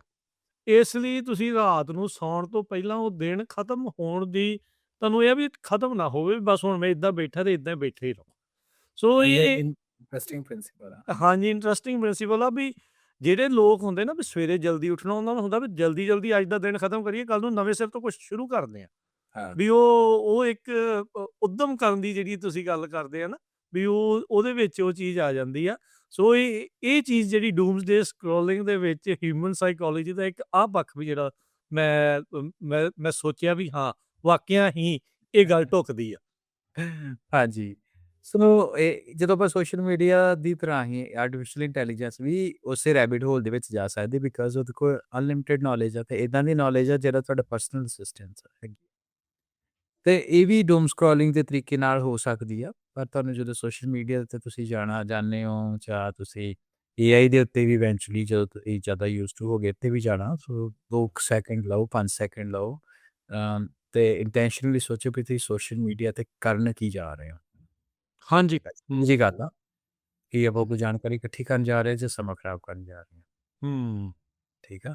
ਸੋ ਇਹ ਚੀਜ਼ ਧਿਆਨ ਦਿਓ ਕਿ ਦੂਸਰੀ ਚੀਜ਼ ਇਹ ਹੈ ਕਿ ਆਰਟੀਫਿਸ਼ੀਅਲ ਇੰਟੈਲੀਜੈਂਸ ਤੇ ਜਦੋਂ ਤੁਹਾਡੇ ਦਿਮਾਗ ਦੇ ਵਿੱਚ ਕਾਮਨੈਸ ਹੋਊਗੀ, ਹੈ ਨਾ, ਸਹਿਜ ਹੋਊਗਾ ਤੁਹਾਡੇ ਦਿਮਾਗ ਦੇ ਵਿੱਚ, ਤੇ ਤੁਸੀਂ ਆਰਟੀਫਿਸ਼ੀਅਲ ਇੰਟੈਲੀਜੈਂਸ ਨੂੰ ਕਿਸੇ ਉੱਦਾਂ ਦੇ ਕੰਮ ਦੇ ਲਈ ਨਹੀਂ ਵਰਤੋਗੇ ਜਿਹੜਾ ਕਿ ਹਿਊਮੈਨਿਟੀ ਦੇ ਲਈ ਮਾੜਾ ਹੋਊਗਾ। ਜੀ, ਜੀ, ਤੇ ਜੀ। ਤੁਹਾਡਾ ਡਿਜੀਟਲ ਫੋਕਸ ਜਿਹੜਾ ਵਾ ਉਹ ਨਾਮ ਜਪੋ ਤੋਂ ਆ ਰਿਹਾ, ਪਰਮਾਤਮਾ ਨੂੰ ਚੇਤੇ ਕਰਕੇ। ਤੇ ਉਹਦੇ ਵਿੱਚ ਇਹ ਆ ਕਿ ਕਿਸੇ ਨੂੰ ਹਰਾਸ ਕਰਨ ਦੇ ਲਈ, ਕਿਸੇ ਦਾ ਮਾੜਾ ਕਰਨ ਦੇ ਲਈ, ਕਿਸੇ ਨੂੰ ਬੁਲੀ ਕਰਨ ਦੇ ਲਈ, ਹਾਂ, ਇਹਦੇ ਵਿੱਚ ਤੁਸੀਂ ਜਿਹੜਾ ਜਦ ਤੁਸੀਂ ਕੰਟੈਂਟ ਸ਼ੋਅ ਕਰ ਰਹੇ ਹੋ, ਖਾਸ ਤੌਰ ਤੇ ਟੀਨੇਜਰਸ ਦੇ ਵਾਸਤੇ ਆ, ਜਿਹੜੇ ਉੱਥੇ ਵਰਡਸ ਯੂਜ਼ ਕੀਤੇ ਆ ਜਾਂ ਜਿਹੜੀ ਐਗਜ਼ਾਮਪਲਾਂ ਲਈਆਂ, ਪਰ ਇਹ ਆਮ ਜ਼ਿੰਦਗੀ ਦੇ ਵਿੱਚ ਵੀ ਇਹ ਜਿਹੜੇ ਅੱਖਰ ਆ ਆਪਾਂ ਦੀ ਵਰਤੋਂ ਆ ਜਾਂਦੇ ਆ। ਇਸੇ ਵਿੱਚ ਵੀ ਦੇਖੋ ਤੁਸੀਂ ਆਰਟੀਫਿਸ਼ੀਅਲ ਇੰਟੈਲੀਜੈਂਸ ਨੂੰ ਵਰਤ ਕੇ ਕਿਸੇ ਦਾ ਮਾੜਾ ਨਹੀਂ ਸੋਚਣਾ, ਕਿਸੇ ਨੂੰ ਬੁਲੀ ਨਹੀਂ ਕਰਨਾ, ਕਿਸੇ ਨੂੰ ਹਰਾਸ ਨਹੀਂ ਕਰਨਾ, ਕਿਉਂਕਿ ਉਹ ਸਮਰੱਥਾ ਹੈਗੀ ਆ ਇਹਨਾਂ ਟੂਲਸ ਦੇ ਵਿੱਚ।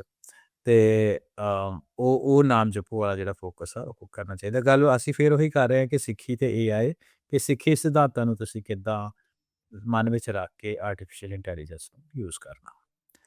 ਹਾਂਜੀ ਸੋ ਸਿਧਾਂਤ ਨੰਬਰ ਦੂਜੇ ਤੇ ਚੱਲਦੇ ਆ, ਹੈਨਾ। ਸੋ ਦੂਸਰੇ ਵਿੱਚ ਕਹਿੰਦੇ ਅਸੀਂ ਕਿਰਤ ਕਰੋ। ਕਿਰਤ ਕਰੋ ਕਿ ਇਹ ਹੈਗੀ ਕਿ ਓਨੈਸਟ ਆਰਟੀਫਿਸ਼ੀਅਲ ਇੰਟੈਲੀਜੈਂਸ ਦੇ ਸੰਦਰਭ ਦੇ ਵਿੱਚ ਕਿ ਓਨੈਸਟ AI ਲਰਨਿੰਗ, ਸੱਚ ਵਪਾਰ ਕਰੋ, ਵਪਾਰੀ ਦਰਕੇ ਨਿਭ ਹੈ ਖੇਪ ਤੁਮਾਰੀ। ਕਿ ਉਹਦੇ ਵਿੱਚ ਇਹ ਹੈ ਕਿ ਦੇਖੋ ਆਰਟੀਫਿਸ਼ੀਅਲ ਇੰਟੈਲੀਜੈਂਸ ਉਹ ਤੁਹਾਨੂੰ ਹਿੰਟ ਦੇ ਸਕਦੀ ਹੈ, ਤੁਹਾਡਾ ਵਰਕ ਚੈੱਕ ਕਰ ਸਕਦੀ ਹੈ, ਪਰ ਉਹ ਤੁਹਾਡਾ ਐਫਰਟ ਨੂੰ ਰਿਪਲੇਸ ਨਾ ਕਰੇ। ਐਫਰਟ ਤਾਂ ਤੁਸੀਂ ਕਰਨਾ ਨਾ, ਉਹਦੀ ਰਿਪਲੇਸਮੈਂਟ ਨਾ ਬਣੇ, ਹੈ ਨਾ। ਇਹਦੇ ਵਿੱਚ ਆਪਾਂ ਐਗਜ਼ਾਮਪਲ ਬੱਚਿਆਂ ਦੀ ਇਸ ਲਈ ਲਈ ਸੀ ਵੀ ਤੁਸੀਂ ਇਹ ਕਦੇ ਨਹੀਂ ਕਰਨਾ ਵੀ ਆਪਣਾ ਹੋਮਵਰਕ ਜਿਹੜਾ ਵਾ ਟੀਚਰ ਨੇ ਤੁਹਾਨੂੰ ਦਿੱਤਾ, ਤੁਸੀਂ ਜੈਮੀਨਾਈ ਤੋਂ ਜਾਂ ਚੈਟ GPT ਤੋਂ ਲਿਖਾ ਲਿਆ ਤੇ ਤੁਸੀਂ ਕਹੋ ਭਾਈ ਕਾਪੀ ਕਰਕੇ ਆਨਸਰ ਮੇਰਾ। ਕਹਿੰਦਾ ਕਿ ਇਹ ਜਿਹੜੀ ਚੀਜ਼ ਆ, ਇਹ ਕੰਮ ਤੁਸੀਂ ਕਦੇ ਨਹੀਂ ਕਰਨਾ, ਤੁਸੀਂ ਕਿਰਤ ਕਰਨੀ ਆ, ਮਿਹਨਤ ਆਪਣੀ ਜਿਹੜੀ ਉਹ ਜ਼ਰੂਰ ਕਰਨੀ ਆ। ਸੋ ਆਮ ਜ਼ਿੰਦਗੀ ਦੇ ਵਿੱਚ ਵੀ ਰਾਜਕਾਰਨ ਇਹ ਹੈ ਕਿ ਜਿਹੜਾ ਆਰਟੀਫਿਸ਼ੀਅਲ ਇੰਟੈਲੀਜੈਂਸ ਦੇ ਅਸੀਂ ਬਾਰ-ਬਾਰ ਗੱਲ ਕਰਦੇ ਕਿ ਇਹ ਅਸਿਸਟਿਵ ਟੂਲਸ ਤਾਂ ਹੋ ਸਕਦੇ ਆ, ਪਰ 100% ਤੁਹਾਡੀ ਰਿਪਲੇਸਮੈਂਟ ਜਿਹੜੀ ਆ ਉਹਨੂੰ ਜੇ ਤੁਸੀਂ ਨਾ ਕਰੋਗੇ ਤਾਂ ਤੁਸੀਂ ਚੰਗੇ ਹੋ। ਹਾਂਜੀ, ਹੁਣ ਤੁਸੀਂ ਦੇਖੋ ਕੋਈ ਵੀ ਜੋਬ ਦੇ ਵਿੱਚ ਅੱਜ ਕੱਲ੍ਹ ਇਹ ਆ ਵੀ ਬੰਦਾ ਕਿਹੜਾ ਹਾਇਰ ਕਰਨਾ ਜਿਹੜਾ AI ਨੂੰ ਵਰਤ ਸਕਦਾ। ਹਾਂਜੀ, ਇਹ ਮਤਲਬ 100% ਜਿੱਦਾਂ ਤੁਹਾਡੀ ਗੱਲ ਵੀ ਉਸ ਗੱਲ ਦੀ ਪ੍ਰੋੜਤਾ ਹੀ ਆ ਵੀ ਕੋਈ ਜਿਹੜੀਆਂ ਰਿਡੰਡੈਂਟ ਰੂਟੀਨ ਕਹਿ ਲਓ ਵੀ ਉੱਦਾਂ ਦੀਆਂ ਜੋਬਸ ਉਹਨੂੰ AI ਕੁਛ ਰਿਪਲੇਸ ਕਰ ਸਕਦਾ, ਪਰ 100% ਉਹ ਵੀ ਨਹੀਂ ਹੋ ਸਕਦੀਆਂ। ਪਰ ਇਹ ਆ ਵੀ ਉਹਨਾਂ ਲੋਕਾਂ ਦੀ ਡਿਮਾਂਡ ਵੱਧ ਹੋਣੀ ਆ ਜਿਹੜੀ AI ਦੀ ਵਰਤੋਂ ਵਧੀਆ ਢੰਗ ਦੇ ਨਾਲ ਆਪਣੀ ਜੋਬ ਨੂੰ ਉਹ ਹੋਰ ਐਨਹਾਂਸ ਕਰਨ ਦੇ ਲਈ ਕਰ ਸਕਦੇ ਆ। ਜਾਂ ਤੇ ਜਿੱਦਾਂ ਤੁਸੀਂ ਹਾਂ, ਬਿਜ਼ਨਸ ਦੇ ਲਈ ਜਾਂ ਜੋ ਵੀ ਕੋਈ ਵੀ ਚੀਜ਼ ਕਰਨ ਦੇ ਲਈ ਉਹਨਾਂ ਦੀ ਡਿਮਾਂਡ ਜ਼ਿਆਦਾ ਆ। ਤੇ ਬਾਕੀ ਇਹ ਆ ਵੀ ਜਿਹੜਾ ਐਜ਼ ਏ ਸਿੱਖ ਤੁਸੀਂ ਸਿੱਖੀ ਦੇ ਇਹਨਾਂ ਸਿਧਾਂਤਾਂ ਨੂੰ ਮੁੱਖ ਰੱਖਦੇ ਹੋਏ AI ਦੀ ਵਰਤੋਂ ਕਿੱਦਾਂ ਕਰਨੀ ਆ, ਉਹਦੇ ਤੇ ਅੱਜ ਆਪਾਂ ਨਾਲ-ਨਾਲ ਗੱਲ ਕਰ ਰਹੇ ਹਾਂ। ਜੀ ਹਰਵਿੰਦਰ, ਕੰਟੀਨਿਊ। ਸੋ ਅਖੀਰਲਾ ਜਿਹੜਾ ਆਪਣਾ ਤੀਜਾ ਸਿਧਾਂਤ ਆ ਉਹ ਹੈਗਾ ਜੀ ਵੰਡ ਛਕੋ। ਤੇ ਵੰਡ ਛਕੋ ਇਹ ਆ ਕਿ ਉਹਦੇ ਵਿੱਚ ਧਿਆਨ ਰੱਖਣ ਵਾਲੀ ਗੱਲ ਇਹ ਆ ਕਿ ਇੱਕ ਬੜੀ ਮਸ਼ਹੂਰ ਆਪਾਂ ਗੱਲਬਾਤ ਆਪਣਾ ਗੁਰੂ ਗ੍ਰੰਥ ਸਾਹਿਬ ਦੇ ਵਿੱਚੋਂ ਆਪਾਂ ਇੱਕ ਤੁਕ ਵਰਣਨ ਕਰਦੇ ਆ ਕਿ ਖਾਵੋ ਖਰਚੋ ਰਲ ਮਿਲ ਭਾਈ ਤੋਟ ਨਾ ਆਵੇ ਵੱਧ ਹੋ ਜਾਈ। ਕਿ ਉਹਦੇ ਵਿੱਚ ਇਹ ਆ ਕਿ ਜਿੰਨਾ ਤੁਸੀਂ ਗਿਆਨ ਨੂੰ, ਜਿੰਨੇ ਤੁਸੀਂ ਨੌਲੇਜ ਨੂੰ, ਜਿੰਨੇ ਤੁਸੀਂ ਈਵਨ ਆਪਣੇ ਹੈ ਨਾ ਲੰਗਰ ਦੇ ਸਿਧਾਂਤ ਦੀ ਆਪਾਂ ਗੱਲ ਕਰ ਲਈਏ, ਇਹ ਮੰਨਿਆ ਜਾਂਦਾ ਕਿ 1 ਲੱਖ ਤੋਂ ਵੱਧ ਗੁਰਦੁਆਰਾ ਸਾਹਿਬਾਨ ਹੈਗੇ ਆ ਪੂਰੀ ਦੁਨੀਆ ਦੇ ਵਿੱਚ, ਹਰ ਜਗ੍ਹਾ ਦੇ ਉੱਤੇ ਲੰਗਰ ਚੱਲਦਾ, ਸਿੱਖਾਂ ਆਪਣੀ ਸਮਰੱਥਾ ਦੇ ਅਨੁਸਾਰ ਲਾਉਂਦੇ ਆ। ਤੇ ਆਪਾਂ ਕਦੇ ਦੇਖਿਆ ਵੀ ਕਿਸੇ ਗੁਰਦੁਆਰੇ ਵਿੱਚ ਲੰਗਰ ਦੀ ਤੋਟ ਆ ਗਈ ਹੋਵੇ? ਨਹੀਂ ਆਉਂਦੀ, ਹੈ ਨਾ। ਕੋਈ ਉਹ ਇਹ ਆ ਵੀ ਇਹ ਗੁਰੂ ਸਾਹਿਬ ਦਾ ਸਿੱਖਾਂ ਦੇ ਉੱਤੇ ਕਿਰਪਾ ਵਾ ਕਿ ਜਿੰਨੀ ਤੁਸੀਂ ਇਨਫੋਰਮੇਸ਼ਨ ਜਿਹੜੀ ਆ ਉਹ ਖੁੱਲੀ ਵੰਡੋਗੇ, ਉਨੀ ਪਰਮਾਤਮਾ ਤੁਹਾਨੂੰ ਵੱਧ ਦਊਗਾ। ਸੋ ਆਰਟੀਫਿਸ਼ੀਅਲ ਇੰਟੈਲੀਜੈਂਸ ਨੂੰ ਜੋ ਅਸੀਂ ਇਹੀ ਬੱਚਿਆਂ ਨੂੰ ਸਮਝਾਉਂਦੇ ਹਾਂ ਤੇ ਸਾਰਿਆਂ ਵਾਸਤੇ ਵੀ ਜੇ ਤੁਹਾਡੇ ਕੋਲ ਇਨਫੋਰਮੇਸ਼ਨ ਹੈਗੀ ਆ ਆਰਟੀਫਿਸ਼ੀਅਲ ਇੰਟੈਲੀਜੈਂਸ ਦੀ, ਤੇ ਉਹਨੂੰ ਬਾਹਰ ਜ਼ਰੂਰ ਸ਼ੇਅਰ ਕਰੋ। ਬਹੁਤ ਲੋਕੀ ਦੁਨੀਆ ਭਰ ਦੇ ਵਿੱਚ ਰਾਜ ਕਰਨ ਇੱਦਾਂ ਦੇ ਹੋਣਗੇ, ਆਪਣੀ ਕਮਿਊਨਿਟੀ ਵਿੱਚ ਇੱਦਾਂ ਦੇ ਹੋਣਗੇ ਜਿਨ੍ਹਾਂ ਦੇ ਕੋਲ ਮੇਬੀ ਪ੍ਰੋਪਰ ਲੈਪਟਾਪ ਨਾ ਹੋਏ ਜਾਂ ਉਹਨਾਂ ਕੋਲ ਟੂਲਸ ਨਾ ਹੋਣ, ਡਿਵਾਈਸਿਸ ਨਾ ਹੋਣ, ਉਹਨਾਂ ਕੋਲ ਚੈਟ GPT ਦੀ ਸਬਸਕ੍ਰਿਪਸ਼ਨ ਨਾ ਲਈ ਜਾ ਸਕੇ, ਜਾਂ ਅੰਗਰੇਜ਼ੀ ਦੀ ਸਮੱਸਿਆ ਕੁਛ ਤਰ੍ਹਾਂ ਦੀ ਵੀ ਹੋ ਸਕਦੀ ਆ। ਤੇ ਅਸੀਂ ਬੱਚਿਆਂ ਨੂੰ ਇਸ ਚੀਜ਼ ਨਾਲ ਟ੍ਰੇਨ ਕਰਨ ਦੀ ਕੋਸ਼ਿਸ਼ ਹੁੰਦੀ ਹੈ ਸਾਡੀ ਕਿ ਜੇ ਭਾਈ ਜੇ ਤੁਸੀਂ ਇੱਥੋਂ ਨੌਲੇਜ ਲੈ ਕੇ ਜਾ ਰਹੇ ਹੋ, ਅੱਗੇ ਉਹਨੂੰ ਵਧਾਓ ਤੇ ਅੱਗੇ ਜਿਹੜੀ ਨੌਲੇਜ ਸ਼ੇਅਰਿੰਗ ਆ ਉਹ ਵੱਧ ਤੋਂ ਵੱਧ ਕਰੋ। ਹਾਂ, ਇਹਦੇ ਵਿੱਚ ਬਾਟਮ ਲਾਈਨ ਇਹ ਆ ਵੀ ਆਪਾਂ ਆਰਟੀਫਿਸ਼ੀਅਲ ਇੰਟੈਲੀਜੈਂਸ ਨੂੰ ਇੱਦਾਂ ਨਹੀਂ ਕਰਨਾ ਵੀ ਆਪਾਂ ਸ਼ੋਅ ਆਫ ਕਰੀਏ ਲੋਕਾਂ ਨੂੰ।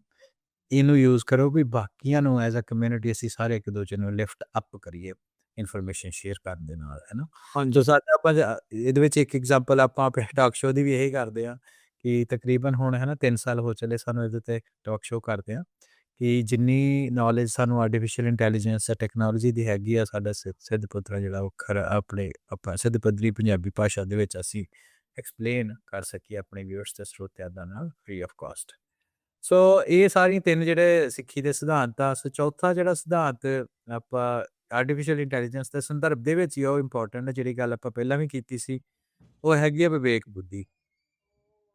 ਸੋ ਜਿਹੜੀ ਵਿਵੇਕ ਵਾਲੀ ਗੱਲ ਹੈਗੀ ਆ ਉਹ ਇਹ ਆ ਕਿ ਆਪਾਂ ਗੁਰੂ ਸਾਹਿਬ ਦੇ ਕੋਲੋਂ ਕੀ ਮੰਗਦੇ ਆ? ਹਾਰ ਭਰਿਓ ਸੁਆਮੀ ਕੇ ਦੁਆਰੇ ਦੀਜੇ ਬੁੱਧ ਵਿਵੇਕਾ, ਹੈ ਨਾ? ਵੀ ਆਪਾਂ ਡਿਸਰਨਿੰਗ ਜਿਹੜੀ ਆ ਪਰਮਾਤਮਾ ਤੋਂ ਮੰਨਦੇ ਆ। ਤੇ ਇਹਦੇ ਗੱਲ ਵਿੱਚ ਜਿਹੜੀ ਆਪਾਂ ਸ਼ੁਰੂ 'ਚ ਕੀਤੀ ਉਹ ਦੁਬਾਰਾ ਇੱਥੇ ਰਿਪੀਟ ਕਰਨ ਲੱਗੇ ਵੀ ਆਰਟੀਫਿਸ਼ੀਅਲ ਇੰਟੈਲੀਜੈਂਸ ਦਾ ਟੂਲ ਬੜੇ ਸਟਰੋਂਗ ਟੂਲ ਆ, ਪਾਵਰਫੁਲ ਆ, ਪਰ ਗਲਤ ਹੋ ਸਕਦੇ ਆ, ਬਾਇਸ ਹੋ ਸਕਦੇ ਆ, ਵਨ ਸਾਈਡਡ ਹੋ ਸਕਦੇ ਆ, ਡਿਪੈਂਡਿੰਗ ਅਪੋਨ ਕਿ ਉਹ ਕਿਹੜੇ ਮਾਡਲ ਦੇ ਉੱਤੇ ਟ੍ਰੇਨ ਹੋਏ ਆ। ਤੇ ਹਾਂਜੀ ਹੈ ਨਾ, ਇਹਦੇ ਵਿੱਚ ਜਿਹੜੇ ਸਿੱਖਾਂ ਦੇ ਫੈਕਟ ਆ, ਹਿਸਟਰੀ ਦੇ ਆ, ਸਿੱਖੀ ਦੇ ਸਿਧਾਂਤਾਂ ਦੀ ਗੱਲ ਆ, ਉਹ ਆਪਾਂ ਆਰਟੀਫਿਸ਼ੀਅਲ ਇੰਟੈਲੀਜੈਂਸ ਦੇ ਉੱਤੇ ਇੱਦਾਂ ਕਰਕੇ ਬਲਾਈਂਡ ਫੇਥ ਦੇ ਨਾਲ ਉਹਨੂੰ ਚਲਾ ਨਹੀਂ ਸਕਦੇ। ਆਰਟੀਫਿਸ਼ੀਅਲ ਇੰਟੈਲੀਜੈਂਸ ਸਾਡੇ ਕਦੇ ਗੁਰੂ ਦੀ ਰਿਪਲੇਸਮੈਂਟ ਨਹੀਂ ਹੈਗੀ। ਅਸੀਂ ਬੁੱਧੀ ਨੂੰ, ਵਿਵੇਕ ਨੂੰ, ਹੈ ਨਾ, ਵਰਤਣਾ ਵਾ ਤੇ ਹਮੇਸ਼ਾ ਚੰਗੇ ਕਿਸੇ ਗੁਣੀ ਗਿਆਨੀ ਬੰਦੇ ਤੋਂ ਜਾਣਕਾਰੀ ਲੈਣੀ ਆ ਜਦੋਂ ਅਸੀਂ ਅਨਸ਼ੋਰ ਹੋਵਾਂਗੇ, ਜਦੋਂ ਸਾਨੂੰ ਚੀਜ਼ਾਂ ਦਾ ਪਤਾ ਨਹੀਂ ਹੋਊਗਾ। ਆਪਾਂ ਆਰਟੀਫਿਸ਼ੀਅਲ ਇੰਟੈਲੀਜੈਂਸ ਉੱਤੇ ਅਪਲਾਈਡ ਫੇਥ ਨਹੀਂ ਕਰ ਸਕਦੇ। ਸੋ ਇਹ ਮਸਲਾ ਹੈਗਾ ਕਿ ਜਿਹੜੀ ਆਰਟੀਫਿਸ਼ੀਅਲ ਇੰਟੈਲੀਜੈਂਸ ਜਿਹੜੀ ਤੁਹਾਨੂੰ ਜਾਣਕਾਰੀ ਦਿੰਦੀ ਆ, ਉਹ ਉਹਦੇ ਤੇ ਅਸੀਂ ਬਲਾਈਂਡ ਫੇਥ ਨਹੀਂ ਕਰਨਾ। ਫਿਰ ਵੀ ਜਿਹੜੀ ਹਿਊਮਨ ਟੂ ਹਿਊਮਨ ਟੱਚ ਹੈਗੀ ਆ, ਉਹਦੀ ਆਰਟੀਫਿਸ਼ੀਅਲ ਇੰਟੈਲੀਜੈਂਸ ਕੋਈ ਰਿਪਲੇਸਮੈਂਟ ਨਹੀਂ ਆ।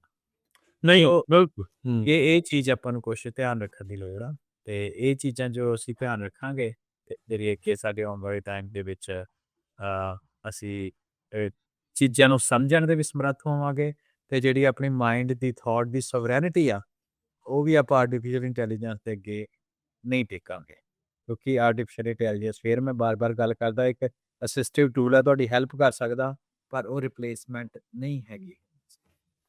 ਇੱਕ ਚੀਜ਼ ਇੱਥੇ ਨਾ ਸਾਰੀਆਂ ਕਮਿਊਨਿਟੀਜ਼ ਨੂੰ ਆਪਣੀ ਵੀ ਵਿੱਚ ਆਪਣਾ ਭਾਈਚਾਰਾ ਵੀ ਨਾਲ ਹੀ ਆ। ਆਪਾਂ ਬਹੁਤ ਤਰ੍ਹਾਂ ਦਾ ਪ੍ਰੋਪੇਗੈਂਡਾ ਵਾਰਜ਼ ਦੇਖਦੇ ਹਾਂ, ਉਸ ਦੇ ਵਿੱਚੋਂ ਆਪਾਂ ਲੰਘਦੇ ਵੀ ਹਾਂ। AI ਤੁਹਾਡੇ ਖਿਲਾਫ ਪ੍ਰੋਪੇਗੈਂਡੇ ਲਈ ਵੀ ਵਰਤੀ ਜਿਹੜੀ ਉਹ ਜਾਵੇਗੀ, ਵਰਤੀ ਜਾ ਰਹੀ ਆ। ਸੋ ਆਪਾਂ ਨੂੰ ਬੜੇ ਸੁਹਿਰਤਾ ਦੇ ਨਾਲ ਇਹ ਦੇਖਣਾ ਪੈਣਾ, ਉਹਦੀ ਕਾਢ, ਉਹਦਾ ਜਵਾਬ ਤੁਹਾਨੂੰ ਲੱਭਣਾ ਪੈਣਾ, ਕਰਨਾ ਪੈਣਾ। ਰਵਿੰਦਰ, ਸ਼ੁਰੂਆਤ ਦੇ ਵਿੱਚ ਤੁਸੀਂ ਉਹ ਗੱਲ ਆਖੀ ਸੀਗੀ ਵੀ ਇਸ ਸਾਰੇ ਕਾਸੇ ਦੇ ਵਿੱਚ ਆਪ ਡਿਜੀਟਾਈਜ਼ ਇੰਨਾ ਨਹੀਂ ਹੈਗਾ। ਉੱਦਾਂ ਮੈਂ ਦੇਖਦਾ ਇੱਕ ਪੰਜਾਬ ਡਿਜੀਟਲ ਲਾਇਬ੍ਰੇਰੀ ਆ, ਹੋਰ ਵੀ ਕਈ ਜਣੇ ਆਪਣੇ ਪੱਧਰ ਦੇ ਉੱਤੇ ਬਹੁਤ ਸਾਰੀਆਂ ਜਿਹੜੀਆਂ ਕਿਤਾਬਾਂ ਆ ਉਹਨਾਂ ਨੂੰ ਡਿਜੀਟਾਈਜ਼ ਕਰ ਰਹੇ ਹੈਗੇ ਆ। ਸੋ ਇਸ ਸੰਦਰਭ 'ਚ ਤੁਹਾਡੇ ਹਿਸਾਬ ਦੇ ਨਾਲ ਹੋਰ ਕਿਹੜੀਆਂ ਕਾਰਵਾਈਆਂ ਜਾਂ ਹੋਰ ਕਿਹੜੀਆਂ ਕੋਸ਼ਿਸ਼ਾਂ ਅੱਗੇ ਹੋਣੀਆਂ ਚਾਹੀਦੀਆਂ ਨੇ ਤਾਂ ਜੋ ਆਪਾਂ ਜਲਦ ਤੋਂ ਜਲਦ ਇਹ ਸਾਰੀਆਂ ਚੀਜ਼ਾਂ ਨੂੰ ਤੇਜ਼ੀ ਦੇ ਨਾਲ ਡਿਜੀਟਲ ਜਿਹੜਾ ਉਹ ਕਰਕੇ ਜਿਹੜੇ ਲਾਰਜ ਲੈਂਗੁਏਜ ਮਾਡਲਸ ਆ ਜਾਂ ਆਪਣਾ ਇੱਕ ਮਾਡਲ ਆ ਉਸ ਨੂੰ ਤਿਆਰ ਕਰ ਸਕੀਏ? ਸੋ ਦੋ ਸਵਾਲ ਤੁਸੀਂ ਪੁੱਛੇ ਆ, ਮੈਂ ਵਾਰੀ ਦੋਨਾਂ ਦਾ ਕਰਦਾ। ਪਹਿਲਾਂ ਪ੍ਰੋਪੇਗੈਂਡੇ ਵਾਰ ਦੀ ਗੱਲ ਕਰਦੇ ਆ, ਤੇ ਜੀ। ਤੁਸੀਂ ਜਦੋਂ ਗੱਲ ਕੀਤੀ ਤੇ ਮੈਂ ਉਹਨੂੰ ਸਕਰੀਨਸ਼ਾਟ ਇਦਾਂ ਦੀ ਚੀਜ਼ਾਂ ਦਾ ਮੈਂ ਸੇਵ ਕਰ ਲੈਣਾ। ਜੀ ਪੰਜਾਬੀ ਦੀ ਇੱਕ ਨਾ ਸਪਾਂਸਰਡ ਜਿਹੜਾ ਕੰਟੈਂਟ ਆ ਉਹ ਮੈਨੂੰ ਕਿਸੇ ਨੇ ਭੇਜਿਆ। ਠੀਕ ਹੈ। ਜੀ ਪੰਜਾਬੀ ਦੇ ਉੱਤੇ ਇੱਕ ਹਿੰਦੀ ਦੇ ਵਿੱਚ ਸ਼ਬਦ ਕਰਕੇ ਹਿੰਦੀ ਦੇ ਜਿਹੜੇ ਜਿਹੜੇ ਪਲੇਟਫਾਰਮ ਹੁੰਦੇ ਆ, ਸ਼ਾਇਦ ਉਹਨੂੰ OTT ਕਹਿੰਦੇ ਆ। ਹਾਂਜੀ। ਤਾਂ ਉਹਦੇ ਪਲੇਟਫਾਰਮ ਦੇ ਉੱਤੇ ਰਾਜ ਕਰਨ ਇੱਕ ਡਰਾਮਾ ਚਲਾ ਰਹੇ ਆ। ਡਰਾਮਾ ਚਲਾ ਰਿਹਾ। ਉਹ ਡਰਾਮੇ ਦਾ ਨਾਂ ਹੈਗਾ ਸ਼ਬਦ। ਹਾਂ ਹਾਂ ਹਾਂ ਹਾਂ ਠੀਕ ਹੈ। ਸ਼ਬਦ ਦੇ ਮੈਂ ਦੇਖਿਆ ਵੀ ਸ਼ਬਦ ਦਾ ਕਿਉਂ ਨਾਮ ਆ, ਹਨਾ, ਕਿਉਂਕਿ ਹਾਂ ਸ਼ਬਦ ਦਾ ਆਪਾਂ ਜੇ ਵੀ ਸਿੱਖੀ ਤੇ AI ਦੀ ਗੱਲ ਕਰਦੇ ਪਏ ਤੇ ਪ੍ਰੋਪੇਗੈਂਡਾ ਦੇ ਵਿੱਚ ਗੱਲ ਕੀਤੀ। ਸੋ ਉਹਦੇ ਵਿੱਚ ਇਹ ਆ ਥੋੜੀ ਜਿਹੀ, ਜਿੰਨੇ ਕਿ ਉਹਦਾ ਮੈਂ ਟ੍ਰੇਲਰ ਦੇਖਿਆ, ਕਿਉਂਕਿ ਉਤਸੁਕਤਾ ਹੋਈ ਚੀਜ਼ਾਂ ਨੂੰ ਸਮਝਣ ਦੀ, ਦੇਖਣ ਦੀ। ਹਾਂ ਤੇ ਉਹਦੇ ਵਿੱਚ ਇਹ ਸੀ ਕਿ ਇੱਕ ਭਾਈ ਬੰਦਾ ਹੁੰਦਾ ਤੇ ਉਹ ਆਪਣੇ ਜਿਹੜਾ ਬੱਚੇ ਨੂੰ ਕਹਿੰਦਾ ਵੀ ਤੂੰ ਗੁਰਬਾਣੀ ਪੜ੍ਹ, ਤੇ ਬੱਚੇ ਦਾ ਗੁਰਬਾਣੀ ਵੱਲ ਧਿਆਨ ਨਹੀਂ ਹੁੰਦਾ, ਉਹਨੂੰ ਧੱਕਾ ਕਰਦਾ ਉਹਦੇ ਨਾਲ ਗੁਰਬਾਣੀ, ਉਹਦਾ ਸੌਕਰ ਖੇਡਣ ਦੇ ਵੱਲ ਧਿਆਨ ਹੁੰਦਾ, ਹੈ ਨਾ। ਤੇ ਇਹ ਸਾਰੀ ਜਿਹੜੀ ਚੀਜ਼ਾਂ ਵਾ ਇਹ ਵੀ ਮੈਂ ਸੋਚਦਾ ਵੀ ਇੱਕ ਪ੍ਰੋਪੇਗੈਂਡੇ ਦਾ ਕੀ ਪਾਵਰ ਆ, ਸਬਕੌਂਸ਼ੀਅਸਲੀ ਦੀਆਂ ਨਾ ਚੀਜ਼ਾਂ ਨੂੰ ਧਿਆਨ ਦੇ ਵੀ ਚੱਲ ਕੋਈ ਨਹੀਂ, ਫੋਲੋ ਯੋਰ ਡ੍ਰੀਮਸ, ਤੁਹਾਨੂੰ ਉਹ ਡ੍ਰੀਮ ਜਿਹੜੇ ਆ ਉਹ ਫੋਲੋ ਕਰਨੇ ਚਾਹੀਦੇ ਆ। ਯਾਨੀ ਕਿ ਸਿਧਾਂਤਕ ਤੌਰ ਦੇ ਉੱਤੇ ਗੱਲ ਕਿੰਨੀ ਪੁੱਠੀ, ਜਿੰਨੇ ਕਿ ਆਪਾਂ ਲੋਕਾਂ ਨੂੰ ਜਾਣਦੇ ਹਾਂ ਕਿ ਜਿਹੜੇ ਮਨੋ ਗੁਰਬਾਣੀ ਦੇ ਨਾਲ ਜੁੜੀ ਉਹੀ ਪਾਉਂਦੇ ਆ।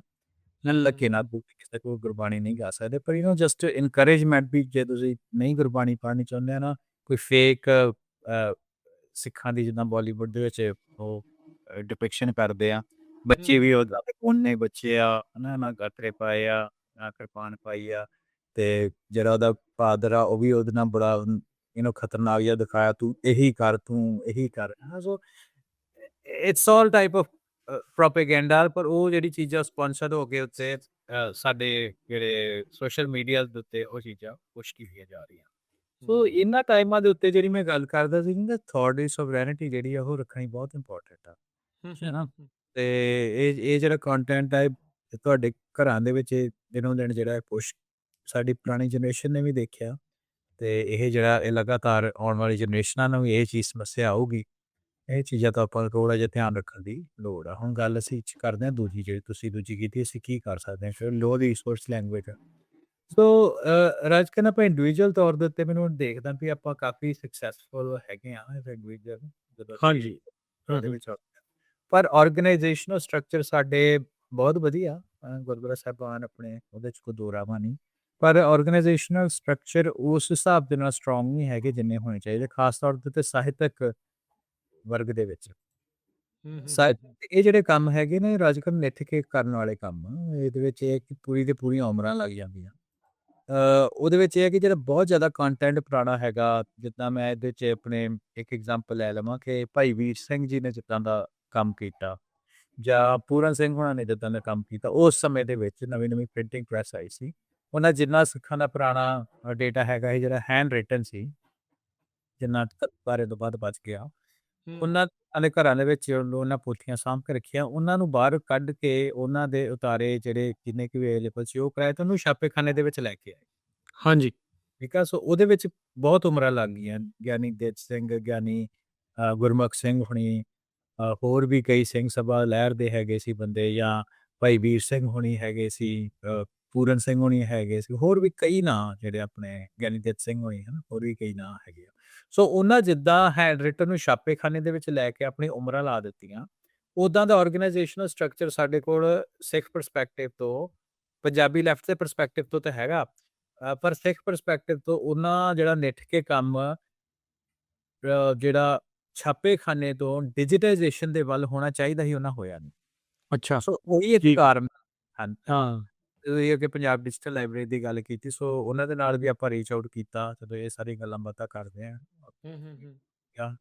ਤੇ ਉਹਦੇ ਵਿੱਚ ਉਹਦੇ ਕੁਝ ਪ੍ਰੈਕਟੀਕਲ ਲਿਮਿਟੇਸ਼ਨਸ ਵੀ ਹੈਗੀਆਂ, ਉਹਨਾਂ ਕੋਲ ਡੇਟਾ ਕਾਫੀ ਆ, ਉਹ ਵਧੀਆ ਕੰਮ ਕਰਦੇ ਪਏ ਆ, ਤੇ ਪਰ ਉਹ ਮੋਨਿਟਰੀ ਕੁਛ ਇੱਦਾਂ ਦੀ ਚੀਜ਼ਾਂ ਹੈਗੀਆਂ ਜਿਹਦੇ ਕਰਕੇ ਬਹੁਤ ਜ਼ਿਆਦਾ ਡੇਟਾ ਜਿਹੜਾ ਉਹਨਾਂ ਦਾ ਅਵੇਲੇਬਲ ਤਾਂ ਹੈ, ਪਰ ਬਹੁਤ ਜ਼ਿਆਦਾ ਪਬਲਿਕਲੀ ਅਵੇਲੇਬਲ ਨਹੀਂ, ਕਿਉਂਕਿ ਉਹਦੀ ਪਬਲਿਕ ਅਵੇਲੇਬਿਲਿਟੀ ਕਰਕੇ ਕਾਸਟ ਦਾ ਇੱਕ ਇਸ਼ੂ ਹੈਗਾ। ਕਾਰਨ ਰਿਸੋਰਸ ਦੀ ਘਾਟ ਆ, ਬੇਸਿਕਲੀ Resource ਰਿਸੋਰਸ ਦੀ ਘਾਟ ਆ, ਸਾਧਨਾਂ ਦੀ ਘਾਟ ਆ। ਤੇ ਉਹ ਸਾਧਨਾਂ ਦੀ ਘਾਟ ਇਹ ਉਹ ਫਿਰ ਰਾਜਕਨ ਇੰਡੀਵਿਜੂਅਲ ਲੈਵਲ ਦਾ ਕੰਮ ਹੈ ਨਹੀਂ ਆ, ਉਹ ਕੰਮ ਨਹੀਂ ਨਹੀਂ ਜਿਹਦੇ ਪੂਰੀ ਕਮਿਊਨਿਟੀ ਦਾ, ਭਾਈਚਾਰੇ ਦਾ, ਇਕੱਠਿਆਂ ਦਾ ਕੰਮ ਆ ਇਹ ਤਾਂ। ਹਾਂਜੀ ਹਾਂਜੀ। ਸੋ ਆਪਾਂ ਨੂੰ ਇਹ ਆ ਵੀ ਆਪਾਂ ਨੂੰ ਜਥੇਬੰਦਕ ਤੌਰ ਦੇ ਉੱਤੇ ਨਾ, ਆਪਾਂ ਮੈਨੂੰ ਲੱਗਦਾ ਆਪਾਂ ਕਾਫੀ ਚੀਜ਼ਾਂ ਤੋਂ ਪਿੱਛੇ ਰਹਿ ਰਹੇ ਹਾਂ।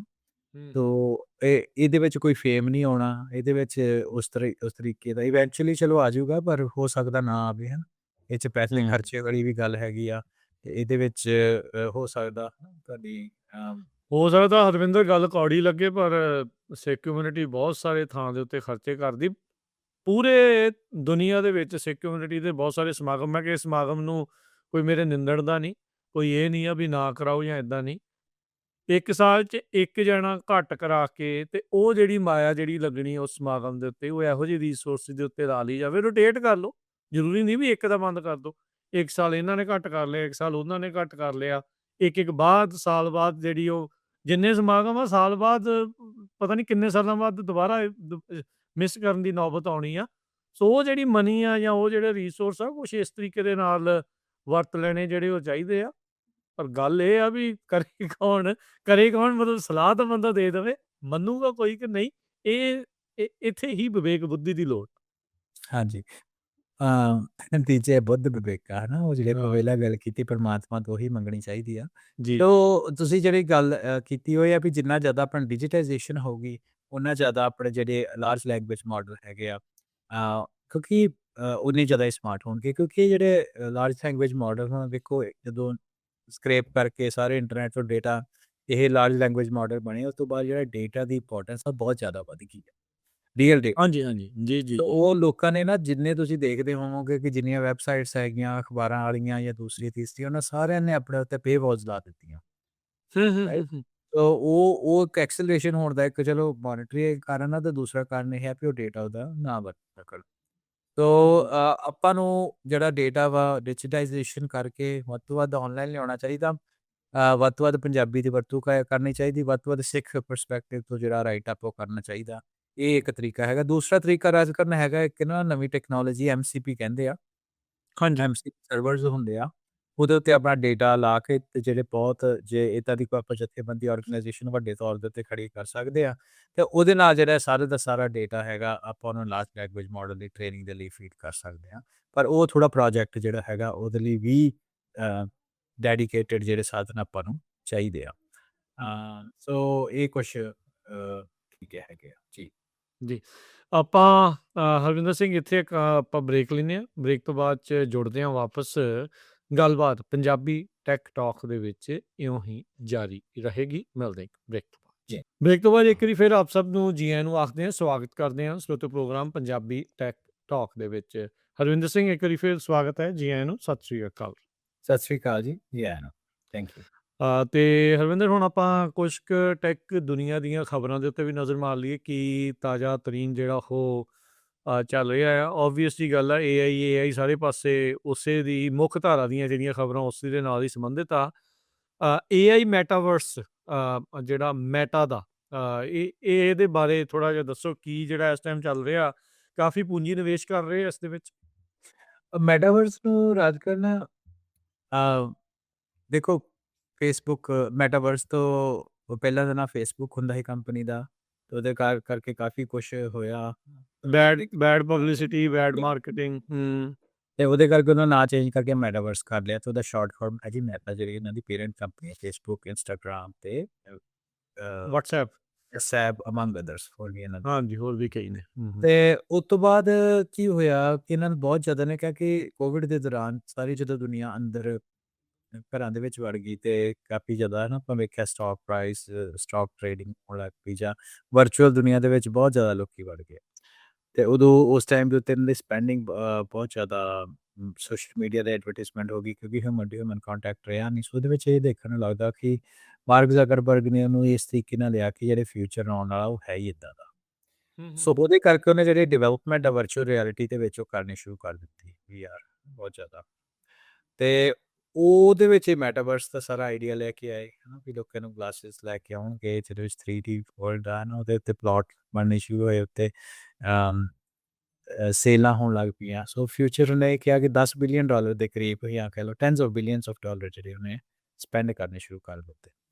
ਹੁਣ ਕੀ ਹੋਇਆ ਕਿ ਕੋਵਿਡ ਤੋਂ ਬਾਅਦ ਹਨਾ ਖੁੱਲ ਗਿਆ, ਪਰ ਉਹਨੇ ਜਿਹੜੀ ਬੈਟਾ ਮਾਰਕ ਜ਼ਕਰਬਰਗ ਨੇ ਉਹਦੇ ਉੱਤੇ ਰੱਖੀ ਵੀ ਮੈਟਾਵਰਸ ਹੀ ਆਪਣਾ ਫਿਊਚਰ ਆ। ਫਿਰ ਕੀ ਹੋਇਆ ਵਾ ਕਿ ਆਰਟੀਫਿਸ਼ੀਅਲ ਇੰਟੈਲੀਜੈਂਸ ਚੈਟ ਜੀਪੀਟੀ ਆਉਂਦੇ ਆ, ਚੈਟ ਜੀਪੀਟੀ ਤੋਂ ਬਾਅਦ ਸਾਰਿਆਂ ਦੇ ਵਿੱਚ ਹੋੜ ਲੱਗ ਜਾਂਦੀ ਆ। ਉਸ ਤੋਂ ਬਾਅਦ ਐਪਲ ਨੇ ਉਸ ਤਰੀਕੇ ਦੇ ਨਾਲ AI ਦੇ, ਕਿਉਂਕਿ ਉਹਨੇ ਆਪਣੇ ਆਪ ਨੂੰ ਹਾਰਡਵੇਅਰ ਪਲੇਟਫਾਰਮ ਦੇ ਤੌਰ ਦੇ ਉੱਤੇ ਪਰਿਭਾਸ਼ਿਤ ਕੀਤਾ, ਉਹ ਉਸੇ ਤਰੀਕੇ ਨਾਲ ਰਿਹਾ। ਪਰ ਗੂਗਲ, ਚੈਟ ਜੀਪੀਟੀ, ਈਵਨ ਕੁਛ ਹਿੱਸੇ ਤੱਕ ਮਾਈਕਰੋਸਾਫਟ, ਇਹ ਜਿਹੜੇ ਆ ਇਹਨਾਂ ਦਾ ਕਾਫੀ ਜਿਹੜਾ ਜ਼ੋਰ ਆ। ਐਂਥਰੋਪਿਕ ਇੱਕ ਹੋਰ ਕੰਪਨੀ ਆਈ ਜਿਹਨੇ ਆਰਟੀਫਿਸ਼ੀਅਲ ਇੰਟੈਲੀਜੈਂਸ ਦੇ ਤੌਰ ਦੇ ਉੱਤੇ ਆਪਣੀ ਪੈਰ ਜਿਹੜੀ ਉਹ ਛੱਡੀ। ਪਰ ਨਾਲ ਦੀ ਨਾਲ ਜਿਹੜੇ ਮੈਟਾਵਰਸ ਦੇ ਉੱਤੇ ਇੰਨੀ ਜ਼ਿਆਦਾ ਇਨਵੈਸਟਮੈਂਟ ਹੋ ਰਹੀ ਸੀ, ਫਿਰ ਇਹਨਾਂ ਨੇ ਵੀ ਆਪਣਾ ਲੈ ਕੇ ਆਂਦਾ ਲਾਮਾ ਮਾਡਲ, ਲੈਂਗੁਏਜ ਮਾਡਲ ਮੈਟਾ ਵਾਲਿਆਂ ਨੇ, ਪਰ ਉਹਦੇ ਨਾਲ ਉਹਨਾਂ ਨੂੰ ਉਨੀ ਸਕਸੈਸ ਨਹੀਂ ਮਿਲੀ।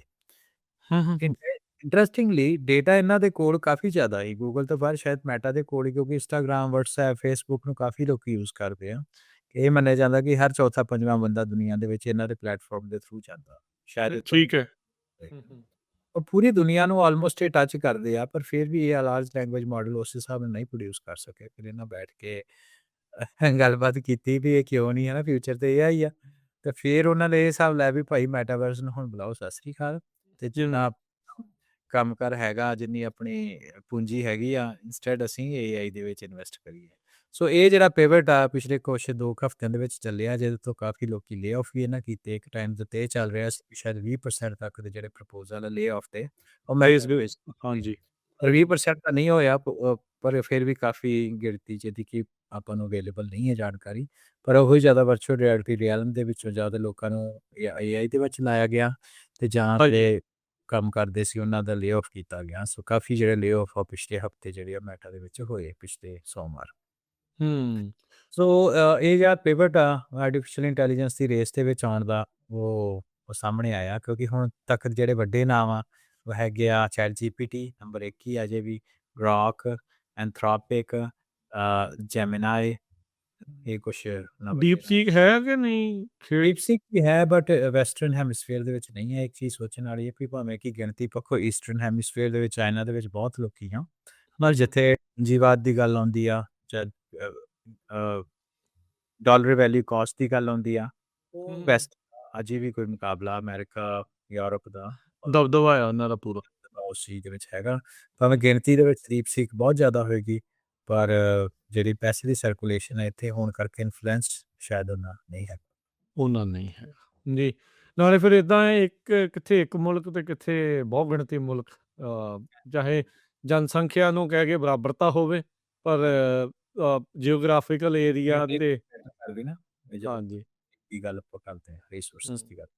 ਜੀ ਅਗਲੀ ਗੱਲ ਕਰੀਏ ਇਹਦੇ ਬਾਰੇ, ਆਪਾਂ ਕਿੰਨੀ ਦੀ ਗੱਲ ਕੀਤੀ ਵੀ smart robotics, manufacturing, assembly lines, ਇਹਦੇ ਵਿੱਚ ਵੱਡਾ ਫਰਕ ਜਿਹੜਾ ਉਹ ਪੈਣਾ। ਜੰਗ ਦੇ ਦਰਮਿਆਨ ਜੈਫ ਬੈਜ਼ੋਸ ਸਾਊਦੀ ਵੀ ਗਿਆ ਸੀ, $100 ਬਿਲੀਅਨ ਮਿੱਤਰ ਨੇ ਇਕੱਠਾ ਕਰ ਲਿਆ ਹੈ ਕਹਿੰਦੇ। ਤੇ AI ਮਨਿਆਰੀ ਆਪਣੇ AI ਮੈਨੂਫੈਕਚਰਿੰਗ ਨੂੰ ਲੈ ਕੇ। ਹਾਂਜੀ, ਕਿਉਂਕਿ ਜਿਹੜੀ ਮੈਨੂਫੈਕਚਰਿੰਗ ਹੈ ਰਾਜ ਕਰਨੀ ਸਭ ਤੋਂ ਵੱਧ ਰਿਸੋਰਸ ਇੰਟੈਂਸਿਵ ਆ। ਹਾਂਜੀ ਕਿਸ ਫੈਕਟਰੀ ਲਾਉਣੀ ਹੋਏ ਸਭ ਤੋਂ ਵੱਧ ਉੱਥੇ ਲੇਬਰ ਹੋ ਜਾਂਦੀ ਆ, ਸਭ ਤੋਂ ਵੱਧ ਹੈ ਨਾ, ਤੇ ਉੱਥੇ ਬੋਰੀਅਲ ਇਹ ਉਹ ਆਪ ਮੈਂ ਕਰ ਲਿਆ। ਤੇ ਜੈਫ ਬੈਜ਼ੋਸ ਨੇ ਕਿਹਾ ਕਿ ਭਾਈ $100 ਬਿਲੀਅਨ ਆਪਾਂ ਦਾ ਫੰਡ ਇਕੱਠਾ ਕਰਨਾ। ਸਾਊਦੀ ਸੋਵਰਨ ਫੰਡ ਹੋ ਗਿਆ, ਯੂਰਪ ਦੇ ਵਿੱਚ ਹੈ ਨਾ, ਫਿਰ ਇਸ ਤਰ੍ਹਾਂ ਕਿਹਾ ਅਮਰੀਕਨ ਦੇ ਇਨਵੈਸਟਰਸ ਦੇ ਕੋਲ ਗਿਆ, ਤੇ ਉਹ ਕਹਿੰਦਾ ਅਸੀਂ $100 ਬਿਲੀਅਨ ਦਾ ਫੰਡ ਇਕੱਠਾ ਕਰੀਏ, ਤੇ ਇਹਦੇ ਨਾਲ ਜਿਹੜੀ ਆ ਕਹਿੰਦਾ ਕਾਫੀ ਜ਼ਿਆਦਾ ਸਾਧਨ ਜਿਹੜੇ ਮੈਨੂਫੈਕਚਰਿੰਗ ਦੇ ਰਿਸੋਰਸਿਸ ਆ ਉਹਨੂੰ AI ਇੰਪਾਵਰਡ ਅਸੀਂ ਕਰ ਸਕਦੇ ਹਾਂ, ਜਿਹਦੇ ਕਰਕੇ ਤੁਹਾਡੀ ਮੈਨੂਫੈਕਚਰਿੰਗ ਬਹੁਤ ਸਸਤੀ ਹੋ ਜਾਏਗੀ। ਸੋ ਆਉਣ ਵਾਲੇ ਟਾਈਮ ਦੇ ਵਿੱਚ ਰਾਜ ਕਰਨ ਅਸੀਂ ਦੇਖਿਆ, ਸਾਡੀ ਜਨਰੇਸ਼ਨ ਨੇ ਵੀ ਦੇਖਿਆ, ਜ਼ਿਆਦਾ ਤਾਂ ਨਹੀਂ ਪਰ ਕੋਸ਼ਿਸ਼ ਦਾ, ਖਾਸ ਤੌਰ 'ਤੇ ਸਾਡੀ ਪੁਰਾਣੀ ਜਨਰੇਸ਼ਨ ਨੇ ਤਾਂ ਬਹੁਤ ਦੇਖਿਆ ਵੀ ਪੁਰਾਣੇ ਸਮੇਂ ਦੇ ਵਿੱਚ ਸਾਧਨ ਜਿੰਨੇ ਅੱਜ ਅਵੇਲੇਬਲ ਹੈਗੇ ਆ ਜਾਂ ਪਦਾਰਥ ਜਿੰਨਾ ਅੱਜ ਅਵੇਲੇਬਲ ਆ, ਪੁਰਾਣੇ ਟਾਈਮ ਦੇ ਵਿੱਚ ਨਹੀਂ ਸੀ। ਉਹਦਾ ਕਾਰਨ ਨਹੀਂ ਸੀ। ਰੈਵੋਲੂਸ਼ਨ। ਹਾਂਜੀ ਹਾਂਜੀ ਸੋ ਆਉਣ ਵਾਲੇ ਟਾਈਮ ਦੇ ਵਿੱਚ ਜਿਹੜਾ ਪਦਾਰਥ ਆ ਉਹ ਵਧੂਗਾ। ਇਹਦੇ ਇਹ ਵੀ ਮੰਨਿਆ ਜਾ ਰਿਹਾ ਕਿ ਕਿਉਂਕਿ artificial intelligence cover the period of time ਪਦਾਰਥ ਹੀ ਇੰਨਾ ਪ੍ਰੋਡਿਊਸ ਕਰਨਾ ਕਿ ਪਦਾਰਥ ਦੀ ਜਿਹੜੀ ਕੀਮਤ ਆ ਉਹ ਡਿੱਗੂਗੀ। ਉਹ ਇਸ ਚੀਜ਼ਾਂ ਨੂੰ ਲੈ ਕੇ ਅੱਗੇ ਜਿਹੜੇ ਉਹ ਚੱਲ ਰਹੇ ਆ ਕਿ ਅਸੀਂ ਆਉਣ ਵਾਲੇ ਟਾਈਮ ਦੇ ਵਿੱਚ ਡਿਫਲੇਸ਼ਨ ਹੋਊਗੀ, ਕਿਉਂਕਿ ਚੀਜ਼ਾਂ ਨੂੰ ਬਣਾਉਣਾ ਬਹੁਤ ਸਸਤਾ ਹੋ। ਸੋ ਇਹ ਇਸ ਕਨਸੈਪਟ ਨੂੰ ਲੈ ਕੇ ਚੱਲ ਰਹੇ, ਤੇ ਜਿਹੜਾ ਆਰਟੀਫਿਸ਼ੀਅਲ ਇੰਟੈਲੀਜੈਂਸ ਇੰਪਾਵਰਡ ਮੈਨੂਫੈਕਚਰਿੰਗ ਆ, ਇਹਨੂੰ ਵੀ ਇਸ ਸੰਦਰਭ ਦੇ ਵਿੱਚ ਦੇਖਿਆ ਜਾ ਸਕਦਾ ਕਿ ਜਿਹੜੀ ਫੈਕਟਰੀਆਂ ਲਾਉਣੀਆਂ, ਫੈਕਟਰੀਆਂ ਆਪਰੇਟ ਕਰਨੀਆਂ, ਖਾਸ ਤੌਰ ਦੇ ਉੱਤੇ ਲਾਉਣੀਆਂ, ਦੇ ਸ਼ਾਇਦ ਕੈਪੀਟਲ ਐਕਸਪੈਂਸ ਤਾਂ ਮਹਿੰਗੇ ਹੋਣਗੇ ਕਿਉਂਕਿ ਰੋਬੋਟਿਕਸ ਆਰਟੀਫਿਸ਼ੀਅਲ ਇੰਟੈਲੀਜੈਂਸ, ਪਰ ਉਹਦੇ ਆਪੈਕਸ ਜਿਹੜੇ ਆਪਰੇਸ਼ਨਲ ਐਕਸਪੈਂਸਿਸ ਆ ਉਹ ਰੋਬੋਟਿਕਸ ਦੇ ਯੂਜ਼ ਤੇ ਆਰਟੀਫਿਸ਼ੀਅਲ ਦੇ ਨਾਲ, ਉਹ ਇੰਟੈਲੀਜੈਂਸ ਦੇ ਨਾਲ ਉਹ ਬਹੁਤ ਚੀਪ ਹੋਣਗੇ। ਜੀ ਜੀ। ਤੇ ਹਰਵਿੰਦਰ, ਸ਼ੁਰੂਆਤ 'ਚ ਜਿਹੜੀ ਆਪਾਂ ਗੱਲ ਕੀਤੀ ਸੀ, ਜਿਹੜਾ ਗੁਰਦੁਆਰਾ ਸਾਹਿਬ ਫਰੀਮੌਂਟ ਦੇ ਵਿੱਚ ਸਿੱਖ AI ਕਲੱਬ ਆ, ਉਹਦੇ ਕੰਪੀਟੀਸ਼ਨ ਦੇ ਬਾਰੇ ਦੱਸ ਦਿਓ। ਉਹ ਵੀ ਕੰਪੀਟੀਸ਼ਨ ਆ ਰਿਹਾ ਆ, ਕਲਾਸਾਂ ਵਗੈਰਾ ਲੱਗ ਗਈਆਂ, ਕੋਰਸ ਜਿਹੜਾ ਇੱਕ ਹਿਸਾਬ ਦੇ ਨਾਲ ਕੰਪਲੀਟ ਕਰ ਲਿਆ। ਹੁਣ ਇਹਨਾਂ ਦੇ ਦੁਆਰਾ ਇੱਕ ਪ੍ਰੋਜੈਕਟ ਕੀਤਾ ਜਾ ਰਿਹਾ AI ਨੂੰ ਜਿਹੜਾ ਉਹ ਲੈ ਕੇ, ਕੀ ਆ ਉਹ ਪ੍ਰੋਜੈਕਟ ਤੇ ਕਿਵੇਂ? ਜੀ, ਸੋ ਉਹਦੇ ਵਿੱਚ ਰਾਜ ਕਰਨ ਜਿਹੜੀ ਆਪਾਂ ਦੱਸਦੇ ਸੀ ਕਿ ਆਰਟੀਫਿਸ਼ੀਅਲ ਇੰਟੈਲੀਜੈਂਸ ਦੇ ਜਿਹੜਾ ਨਾ ਇਹ ਸਿੱਖ AI ਕਲੱਬ ਬਣਿਆ, ਉਹਦਾ ਚੈਪਟਰ ਫਰੀਮੌਂਟ ਦੇ ਵਿੱਚ ਪਹਿਲੇ ਜਿਹੜੇ ਪੜਾਅ ਵਾ ਪੂਰਾ ਹੋ ਗਿਆ। 3 ਮਹੀਨੇ ਦਾ ਆਰਟੀਫਿਸ਼ੀਅਲ ਇੰਟੈਲੀਜੈਂਸ ਦਾ ਕੋਰਸ ਸੀ ਬੱਚਿਆਂ ਦੇ ਲਈ, ਖਤਮ ਹੋਇਆ, ਤੇ ਬੱਚੇ ਬਹੁਤ ਸਮਾਰਟ ਸੀ। ਉਹ ਕੁਛ ਕਿਉਂਕਿ ਆਪਾਂ ਐਂਡ ਪਾਰਟ ਆਫ ਕਰਿਕੂਲਮ ਕਿ ਐਂਡ ਦੇ ਵਿੱਚ ਉਹਦੇ ਨਾਲ ਬੱਚਿਆਂ ਨੂੰ ਕੁਛ ਪ੍ਰੋਜੈਕਟ ਅਸਾਈਨ ਕੀਤੇ ਗਏ ਹਨ। 5 ਪ੍ਰੋਜੈਕਟ ਬੱਚਿਆਂ ਦੇ ਹੈਗੇ ਆ। ਸੋ ਉਹ ਪ੍ਰੋਜੈਕਟ ਹੈਗੇ ਆ ਸਿੱਖ ਪਰਸਪੈਕਟਿਵ ਤੋਂ ਹੀ, ਹੈ ਨਾ, ਵੀ ਕੋਈ ਸਿੱਖਾਂ ਦੇ ਵਿੱਚ, ਗੁਰਦੁਆਰੇ ਦੇ ਵਿੱਚ, ਗੁਰਦੁਆਰੇ ਦੇ ਪ੍ਰੈਮਿਸਿਸ ਦੇ ਵਿੱਚ ਕੋਈ ਉਹ ਪ੍ਰੋਬਲਮ ਦੇਖਦੇ ਆ, ਉਹਨੂੰ ਆਰਟੀਫਿਸ਼ੀਅਲ ਇੰਟੈਲੀਜੈਂਸ ਦੇ ਨਾਲ ਯੂਜ਼ ਕਰਕੇ ਉਸ ਤੁਸੀਂ ਪ੍ਰੋਬਲਮ ਨੂੰ ਸੋਲਵ ਕਰਨਾ। ਸੋ ਉਹ 5 ਪ੍ਰੋਜੈਕਟ ਦੇ ਵਿੱਚ ਬੜੇ ਇੰਟਰਸਟਿੰਗ ਪ੍ਰੋਜੈਕਟ ਆ। ਇੱਕ ਹੈਗਾ ਵੀ ਗੁਰਦੁਆਰਾ ਸਾਹਿਬ ਖਾਲਸਾ ਸਕੂਲ ਦੀ ਜਿਹੜੀ ਲਾਇਬ੍ਰੇਰੀ ਆ, ਉਹਦੀ ਆਰਟੀਫਿਸ਼ੀਅਲ ਇੰਟੈਲੀਜੈਂਸ ਨੂੰ ਯੂਜ਼ ਕਰਕੇ ਮੈਨੇਜਮੈਂਟ ਕਰਨੀ। ਦੂਸਰਾ ਪ੍ਰੋਜੈਕਟ ਹੈਗਾ ਸਿੱਖ ਹਿਸਟਰੀ ਦਾ ਚੈਟਬੋਟ ਬਣਾਉਣਾ। ਤੀਸਰਾ ਪ੍ਰੋਜੈਕਟ ਮੈਂ ਦੇਖ ਰਿਹਾ ਸੀ ਕਿ ਖਾਲਸਾ ਸਕੂਲ ਦੀ ਐਡਮਿਸ਼ਨਸ ਨੂੰ ਸੌਖਿਆਂ ਕਰਨਾ। ਉਹਦੇ ਲਈ ਰਜਿਸਟ੍ਰੇਸ਼ਨ ਇਹ ਉਹ ਕਰਨੀ ਸੌਖੀ ਹੋਵੇ, ਆਰਟੀਫਿਸ਼ੀਅਲ ਇੰਟੈਲੀਜੈਂਸ ਨੂੰ ਯੂਜ਼ ਕਰਕੇ ਉਹਨੂੰ ਸੌਖਿਆਂ ਕਰਨਾ। ਸੋ ਇੱਦਾਂ ਦੇ ਜਿਹੜੇ ਕਾਫੀ ਪ੍ਰੋਜੈਕਟ ਆ, 13 ਸਾਲ ਤੋਂ ਲੈ ਕੇ ਤੇ 17 ਸਾਲ ਦੇ ਜਿਹੜੇ ਬੱਚੇ ਆ ਉਹ ਮੋਟੀਵੇਟਿਡ ਆ। ਉਹ ਪ੍ਰੋਜੈਕਟ ਦੀ ਜਿਹੜੀ ਆਪਣੀ ਪੇਸ਼ਕਾਰੀ ਆ ਉਹ 5 ਤਰੀਕ ਨੂੰ, 5 ਅਪ੍ਰੈਲ ਨੂੰ ਖਾਲਸਾ ਸਕੂਲ ਫਰੀਮੌਂਟ ਵਿੱਚ ਕਰਨਗੇ।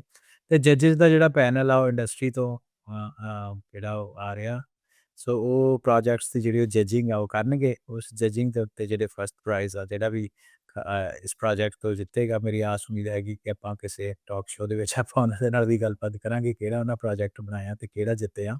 ਸੋ ਹਾਲ ਦੀ ਘੜੀ ਆ ਵੀ ਇੱਕ ਜਿਹੜਾ ਉਹ ਕਾਫੀ ਜਿਹੜੀ ਉਤਸ਼ਾਹ ਹੈਗਾ ਬੱਚਿਆਂ ਦੇ ਵਿੱਚ ਉਸ ਪ੍ਰੋਜੈਕਟ ਤੇ ਕੰਪੀਟੀਸ਼ਨ ਨੂੰ ਲੈ ਕੇ। ਸੋ 5 ਤਰੀਕ ਨੂੰ ਦੁਪਹਿਰ ਨੂੰ ਕੰਪੀਟੀਸ਼ਨ ਹੋਊਗਾ ਤੇ ਜੋ ਵੀ ਉਹਦਾ ਰਿਜ਼ਲਟ ਹੋਊਗਾ ਆਪਾਂ ਹੋਪਫੁਲੀ ਆਪਣੇ ਤੁਹਾਡੇ ਆਉਣ ਵਾਲੇ ਟਾਕ ਸ਼ੋਅ ਦੇ ਵਿੱਚ ਆਪਾਂ ਆਪਣੇ ਸਰੋਤਿਆਂ ਦੇ ਨਾਲ ਜ਼ਰੂਰ ਸ਼ੇਅਰ ਕਰਾਂਗੇ। ਸੋ ਉਹਦਾ ਮੋਟਿਵ ਅੱਜ ਕੱਲ੍ਹ ਇਹੀ ਆ ਕਿ ਜਿਹੜਾ ਫਰੀਮੌਂਟ ਚੈਪਟਰ ਆ AI ਕਲੱਬ, ਉਹ ਇਹ ਆ ਕਿ ਵੱਖ-ਵੱਖ ਜਗ੍ਹਾ ਦੇ ਉੱਤੇ ਜਿਹੜੇ ਸਿੱਖ AI ਕਲੱਬ ਆ, ਆਰਟੀਫਿਸ਼ੀਅਲ ਇੰਟੈਲੀਜੈਂਸ ਕਲੱਬਸ ਆ, ਪੜ੍ਹਨ ਦਾ ਹਰ ਇੱਕ ਹਾਲੇ ਕੋਲ ਤਿਆਰ ਆ। ਉਹਦਾ ਫਾਰਮੈਟ ਪੂਰਾ ਸੈਕਸ਼ਨ ਆਪਣਾ ਰੈਡੀ ਆ ਤੇ ਜੇ ਕਿਸੇ ਹੋਰ ਗੁਰਦੁਆਰਾ ਸਾਹਿਬਾਨ ਨੇ, ਕਿਸੇ ਹੋਰ ਖਾਲਸਾ ਸਕੂਲ ਨੇ ਜਾਂ ਹੋਰ ਜਥੇਬੰਦੀ ਨੇ, ਹੈ ਨਾ, ਸਿੱਖ ਜਥੇਬੰਦੀ ਜਾਂ ਪੰਜਾਬੀ ਜਥੇਬੰਦੀ ਨੇ, ਕਿਸੇ ਨੇ ਇੱਦਾਂ ਦਾ ਉੱਦਮ ਕਰਨਾ, ਆਪਾਂ ਉਹਨੂੰ ਪ੍ਰੋਪਰ ਗਾਈਡ ਕਰ ਸਕਦੇ ਹਾਂ। ਕਰੀਕੁਲਮ ਵੀ ਆਪਣਾ ਰੈਡੀ ਆ, ਪਲਾਨ ਵੀ ਰੈਡੀ ਆ, ਅਟੈਂਡੈਂਸ ਸ਼ੀਟ ਕਿੱਦਾਂ ਕਰਨੀ ਆ, ਗ੍ਰੇਡਿੰਗ ਕਿੱਦਾਂ ਕਰਨੀ, ਜੱਜਿੰਗ ਕਿੱਦਾਂ ਕਰਨੀ, ਸਾਰਾ ਦਾ ਸਾਰਾ process end to end ready ਆ। ਬਸ ਇਹ ਆ ਕਿ ਕੁਛ ਉੱਦਮੀ ਬੰਦੇ ਚਾਹੀਦੇ ਆ ਜਿਹੜੇ ਇਸ ਐਫਰਟ ਨੂੰ ਅੱਗੇ ਲੈ ਕੇ ਤੁਰਨ ਤੇ ਉਹ ਜਿਹੜੀ ਜਾਣਕਾਰੀ ਆ ਅਸੀਂ ਤੁਹਾਨੂੰ ਪ੍ਰੋਵਾਈਡ ਕਰ ਸਕਦੇ ਹਾਂ। ਤੁਸੀਂ ਕਿੱਦਾਂ ਜੀ। ਅੱਛਾ, ਜਾਂਦੇ-ਜਾਂਦੇ ਇੱਕ ਗੱਲ ਕਰ ਲਈਏ ਸੋਸ਼ਲ ਮੀਡੀਆ ਨੂੰ ਲੈ ਕੇ, ਜਿਹੜਾ ਰੀਸੈਂਟਲੀ ਪਿਛਲੇ ਵੀਕ 'ਚ ਇੱਕ ਜਿਊਰੀ ਨੇ ਵਰਡਿਕਟ ਦਿੱਤਾ ਸੀਗਾ ਠੀਕ। ਵੀ ਸੋਸ਼ਲ ਮੀਡੀਆ ਦਾ ਕਸੂਰ ਆ। ਉਹ ਬੱਚੀ ਦੇ ਜਿਹੜੇ ਉਹ ਮੈਂਟਲ ਨੂੰ ਲੈ ਕੇ, ਉਹਦੀ ਸਥਿਤੀ ਨੂੰ ਜਿਹੜਾ ਉਹ ਲੈ ਕੇ, ਉਸਦੀ ਜਿਹੜੀ ਮੌਤ ਹੋਈ ਸੀਗੀ, ਇੱਕ ਬੱਚੀ ਕੋਕੋ ਕਰਕੇ ਉਹਦਾ ਨਾਂ ਸੀਗਾ, ਉਹਦੇ ਪੇਰੈਂਟਸ ਦੇ ਦੁਆਰਾ ਲਿਆਂਦਾ ਗਿਆ ਸੀਗਾ ਲਾਸੂਟ। ਜਿਊਰੀ ਨੇ ਵੀ ਮੰਨਿਆ, ਅਦਾਲਤ ਦੇ ਵਿੱਚ ਹੁਣ ਬੇਸਿਕਲੀ ਇਹ ਓਫੀਸ਼ੀਅਲੀ ਹੋ ਗਿਆ ਵੀ ਪ੍ਰੂਫ ਆ ਗਿਆ ਵੀ ਜੋ ਸੇਫਟੀ ਐਡਵੋਕੇਟਸ ਕਦ ਦੇ ਕਹਿ ਰਹੇ ਸੀਗੇ ਵੀ ਸੋਸ਼ਲ ਮੀਡੀਆ ਦੇ ਕਰਕੇ ਬੱਚਿਆਂ ਦੇ ਮਨਾਂ ਦੇ ਉੱਤੇ, ਉਹਨਾਂ ਦੀ ਮਾਨਸਿਕ ਸਥਿਤੀ ਦੇ ਉੱਤੇ ਭੈੜਾ ਅਸਰ ਪੈਂਦਾ ਹੈ। ਓਬਵੀਅਸਲੀ ਉਸ ਦਾ ਇਵੈਂਚੁਅਲੀ ਅਸਰ ਫਿਜ਼ੀਕਲੀ ਵੀ ਆਪਾਂ ਨੂੰ ਨਜ਼ਰ ਜਿਹੜਾ ਉਹ ਆਉਂਦਾ ਆ। ਇਹ ਸਾਰੀਆਂ ਚੀਜ਼ਾਂ ਹੋਣ ਦੇ ਬਾਵਜੂਦ ਹਰਵਿੰਦਰ, ਗੱਲ ਜਿਉਂ ਦੀ ਤਿਉਂ ਆ ਜਾਂ ਬਦਲਾਅ ਆਪਾਂ ਨੂੰ ਨਜ਼ਰ ਆਉਣਗੇ? ਆਸਟ੍ਰੇਲੀਆ ਵਾਂਗੂ ਹੋਰ ਵੀ ਕਈ ਮੁਲਕ, ਕਈ ਸੂਬੇ ਬੈਨ ਕਰ ਰਹੇ ਆ 16 ਸਾਲ ਤੋਂ ਥੱਲੇ ਬੱਚਿਆਂ ਦੇ ਲਈ ਜਿਹੜਾ ਸੋਸ਼ਲ ਮੀਡੀਆ। ਕਿਵੇਂ ਤੁਸੀਂ ਦੇਖਦੇ ਆ ਜਦੋਂ ਉਹਨੇ ਲੈਂਡਮਾਰਕ ਜਿਊਰੀ ਰੂਲਿੰਗ ਆਈ ਹੈ? ਰਾਜਗਨ ਆਪਾਂ ਆਪਣੇ ਤਕਰੀਬਨ 3 ਸਾਲ ਤੋਂ ਇਹ ਗੱਲ ਕਰ ਰਹੇ ਹਾਂ, ਹੈ ਨਾ। ਅੰਗਰੇਜ਼ੀ 'ਚ ਇੱਕ ਕਹਾਵਤ ਆ ਵੀ ਜੇ ਕੋਈ looks like a duck, speak like a duck, duck It is a duck. It's a duck. Yeah. So ਕਹਿਣ ਦਾ ਮਤਲਬ ਇਹ ਆ ਕਿ ਆਪਾਂ ਨੂੰ ਕੋਈ ਸਰਕਾਰ ਦੇ ਜਾਂ ਅਦਾਲਤੀ ਵਰਡਿਕਟ ਦੀ ਲੋੜ ਥੋੜ੍ਹਾ ਸੀ, ਹੈ ਨਾ। ਕੋਈ ਕਾਮਨ ਹਾਂ, ਸੈਂਸ ਵੀ ਚੀਜ਼ਾਂ ਹੁੰਦੀਆਂ। ਬਿਲਕੁਲ। ਸੋਸ਼ਲ ਮੀਡੀਆ ਸਾਡਾ ਟਾਈਮ ਖਰਾਬ ਹੁੰਦਾ, ਸਾਨੂੰ ਪਤਾ ਸਾਡੀ ਸੋਸ਼ਲ ਇੰਟਰੈਕਸ਼ਨ ਸੋਸ਼ਲ ਮੀਡੀਆ ਕਰਕੇ ਘਟਦੀ ਆ। ਆਪਾਂ ਗੱਲ ਕਰਦੇ ਤੇ ਕਈ ਜਣੇ ਕਹਿੰਦੇ ਸਾਡਾ ਤਾਂ ਨਿਤਨੇਮ ਛੁੱਟ ਗਿਆ। ਤੇ ਇਹ ਸਾਰੀ ਚੀਜ਼ਾਂ ਜੇ ਸਾਨੂੰ ਦੇਖ ਹੀ ਰਹੀਆਂ ਸੋਸ਼ਲ ਮੀਡੀਆ ਤੇ ਫਿਰ ਆਪਾਂ ਨੂੰ ਅਦਾਲਤ ਦੀ ਕਿਸੇ ਵਰਡਿਕਟ ਦਾ ਥੋੜ੍ਹੀ ਇੰਤਜ਼ਾਰ ਕਰਨਾ ਚਾਹੀਦਾ। ਸਾਨੂੰ ਪਤਾ ਹੀ ਆ ਕਿ ਆਪਾਂ ਨੂੰ ਰੈਗੂਲੇਟ ਕਰੀਏ। ਬਾਕੀ ਦੂਸਰੀ ਗੱਲ ਕਾਨੂੰਨ ਦੀ ਇੱਕ ਰਾਜਕਰਨ ਹੋਰ ਵੀ ਹੁੰਦੀ ਹੈ ਕਿ ਕਾਨੂੰਨ ਇੱਕ ਬੇਸਿਕ ਚੀਜ਼ ਹੁੰਦੀ ਹੈ। ਇਹਦੇ ਬਾਰੇ ਆਪਾਂ ਇੱਕ ਟਾਕ ਸ਼ੋਅ ਵੀ ਕੀਤਾ ਸੀ। ਹਾਂਜੀ। ਕਾਨੂੰਨ ਜਿਹੜੇ ਹੁੰਦੇ ਨਾ ਬਿਲਕੁਲ ਬੇਸਿਕ ਇੱਕ ਲੋਐਸਟ ਲਿਮਿਟੇਸ਼ਨ ਹੁੰਦੀ ਆ। ਹੈਥਿਕਸ ਤੇ ਕਾਨੂੰਨ ਇੱਕ ਚੀਜ਼ ਨਹੀਂ ਹੁੰਦੀ ਜਾਂ ਉੱਦਮ ਤੇ ਕਾਨੂੰਨ ਇੱਕ ਚੀਜ਼ ਨਹੀਂ ਹੁੰਦੀ। ਕਾਨੂੰਨ ਨੇ ਬਿਲਕੁਲ ਬੇਸਿਕ ਹੀ ਚੀਜ਼ ਇੱਕ ਤੁਹਾਡੇ ਸਾਹਮਣੇ ਲੈ ਕੇ ਆਉਣੀ, ਵੀ ਬਹੁਤ ਜ਼ਿਆਦਾ ਪੁਸ਼ ਪੁੱਲ ਕਰਕੇ, ਹੈ ਨਾ। ਵੀ ਪ੍ਰੋਬੇਬਲੀ ਕਾਨੂੰਨ 5 ਸਾਲ ਪਹਿਲਾਂ ਹੀ ਆ ਜਾਣੇ ਸੀ, ਪਰ ਇਹ ਕਿਉਂਕਿ ਲੌਬਿੰਗ ਹੁੰਦੀ ਕਈ ਤਰ੍ਹਾਂ ਦੀ ਹੁੰਦੀ, ਹੈ ਨਾ, ਚੀਜ਼ਾਂ, ਉਹਦੇ ਕਰਕੇ ਕਾਨੂੰਨ ਜਿਹੜੇ ਆ ਉਹ ਨਹੀਂ ਆਏ। ਪਰ ਚਲੋ ਹੁਣ ਇਹ ਸਾਹਮਣੇ ਚੀਜ਼ਾਂ ਦਿਖ ਰਹੀਆਂ, ਮੋਰ ਪ੍ਰੂਫ ਦਾ ਬੈਟਰ। ਕਈ ਵਾਰ ਲੋਕਾਂ ਨੂੰ ਕਨਵਿੰਸ ਕਰ ਲਈ ਚੀਜ਼ਾਂ ਦੀ ਲੋੜ ਹੁੰਦੀ ਆ।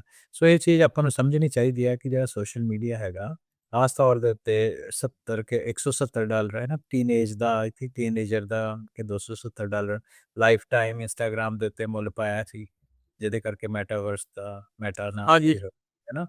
ਉਹਦੇ ਤੋਂ ਇਹ ਚੀਜ਼ ਸਮਝਣੀ ਆ ਜਾਣੀ ਚਾਹੀਦੀ ਸਾਨੂੰ ਕਿ ਇਹ ਚੀਜ਼ਾਂ ਜਿਹੜਾ ਅਸੀਂ ਸਮਾਂ ਖਰਚਦੇ ਹਾਂ, ਹੁਣ ਸਿੱਧਾ ਹੀ ਪਹਿਲਾਂ ਪੈਸੇ ਖਰਚਦੇ ਹੀ, ਹੁਣ ਸਿੱਧਾ ਹੀ ਸਮਾਂ ਖਰਚਦੇ ਹਾਂ, ਸਮਾਂ ਦੇ ਰਹੇ ਹਾਂ ਸੋਸ਼ਲ ਮੀਡੀਆ ਨੂੰ।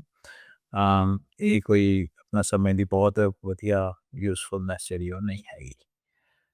ਸੋ ਚਲੋ ਇੱਕ ਹੋਰ ਉਸ ਚੀਜ਼ ਨੂੰ ਪ੍ਰੂਵ ਕਰਦੀ ਹੈ ਉਹ ਗੱਲ। ਜੀ, ਬਿਲਕੁਲ। ਹਰਵਿੰਦਰ, ਅੱਜ ਦੇ ਪ੍ਰੋਗਰਾਮ ਨੂੰ ਇੱਥੇ ਹੀ ਆਪਾਂ ਕਰਦੇ ਹਾਂ ਹੁਣ ਸਮਾਪਤ। ਮਿਲਾਂਗੇ ਅਗਲੀ ਵਾਰੀ। ਬੜੀ ਧੰਨਵਾਦ, ਬੜੀ ਮਿਹਰਬਾਨੀ। ਸਤਿ ਸ੍ਰੀ ਅਕਾਲ ਜੀ। ਸਤਿ ਸ਼੍ਰੀ ਅਕਾਲ, ਧੰਨਵਾਦ।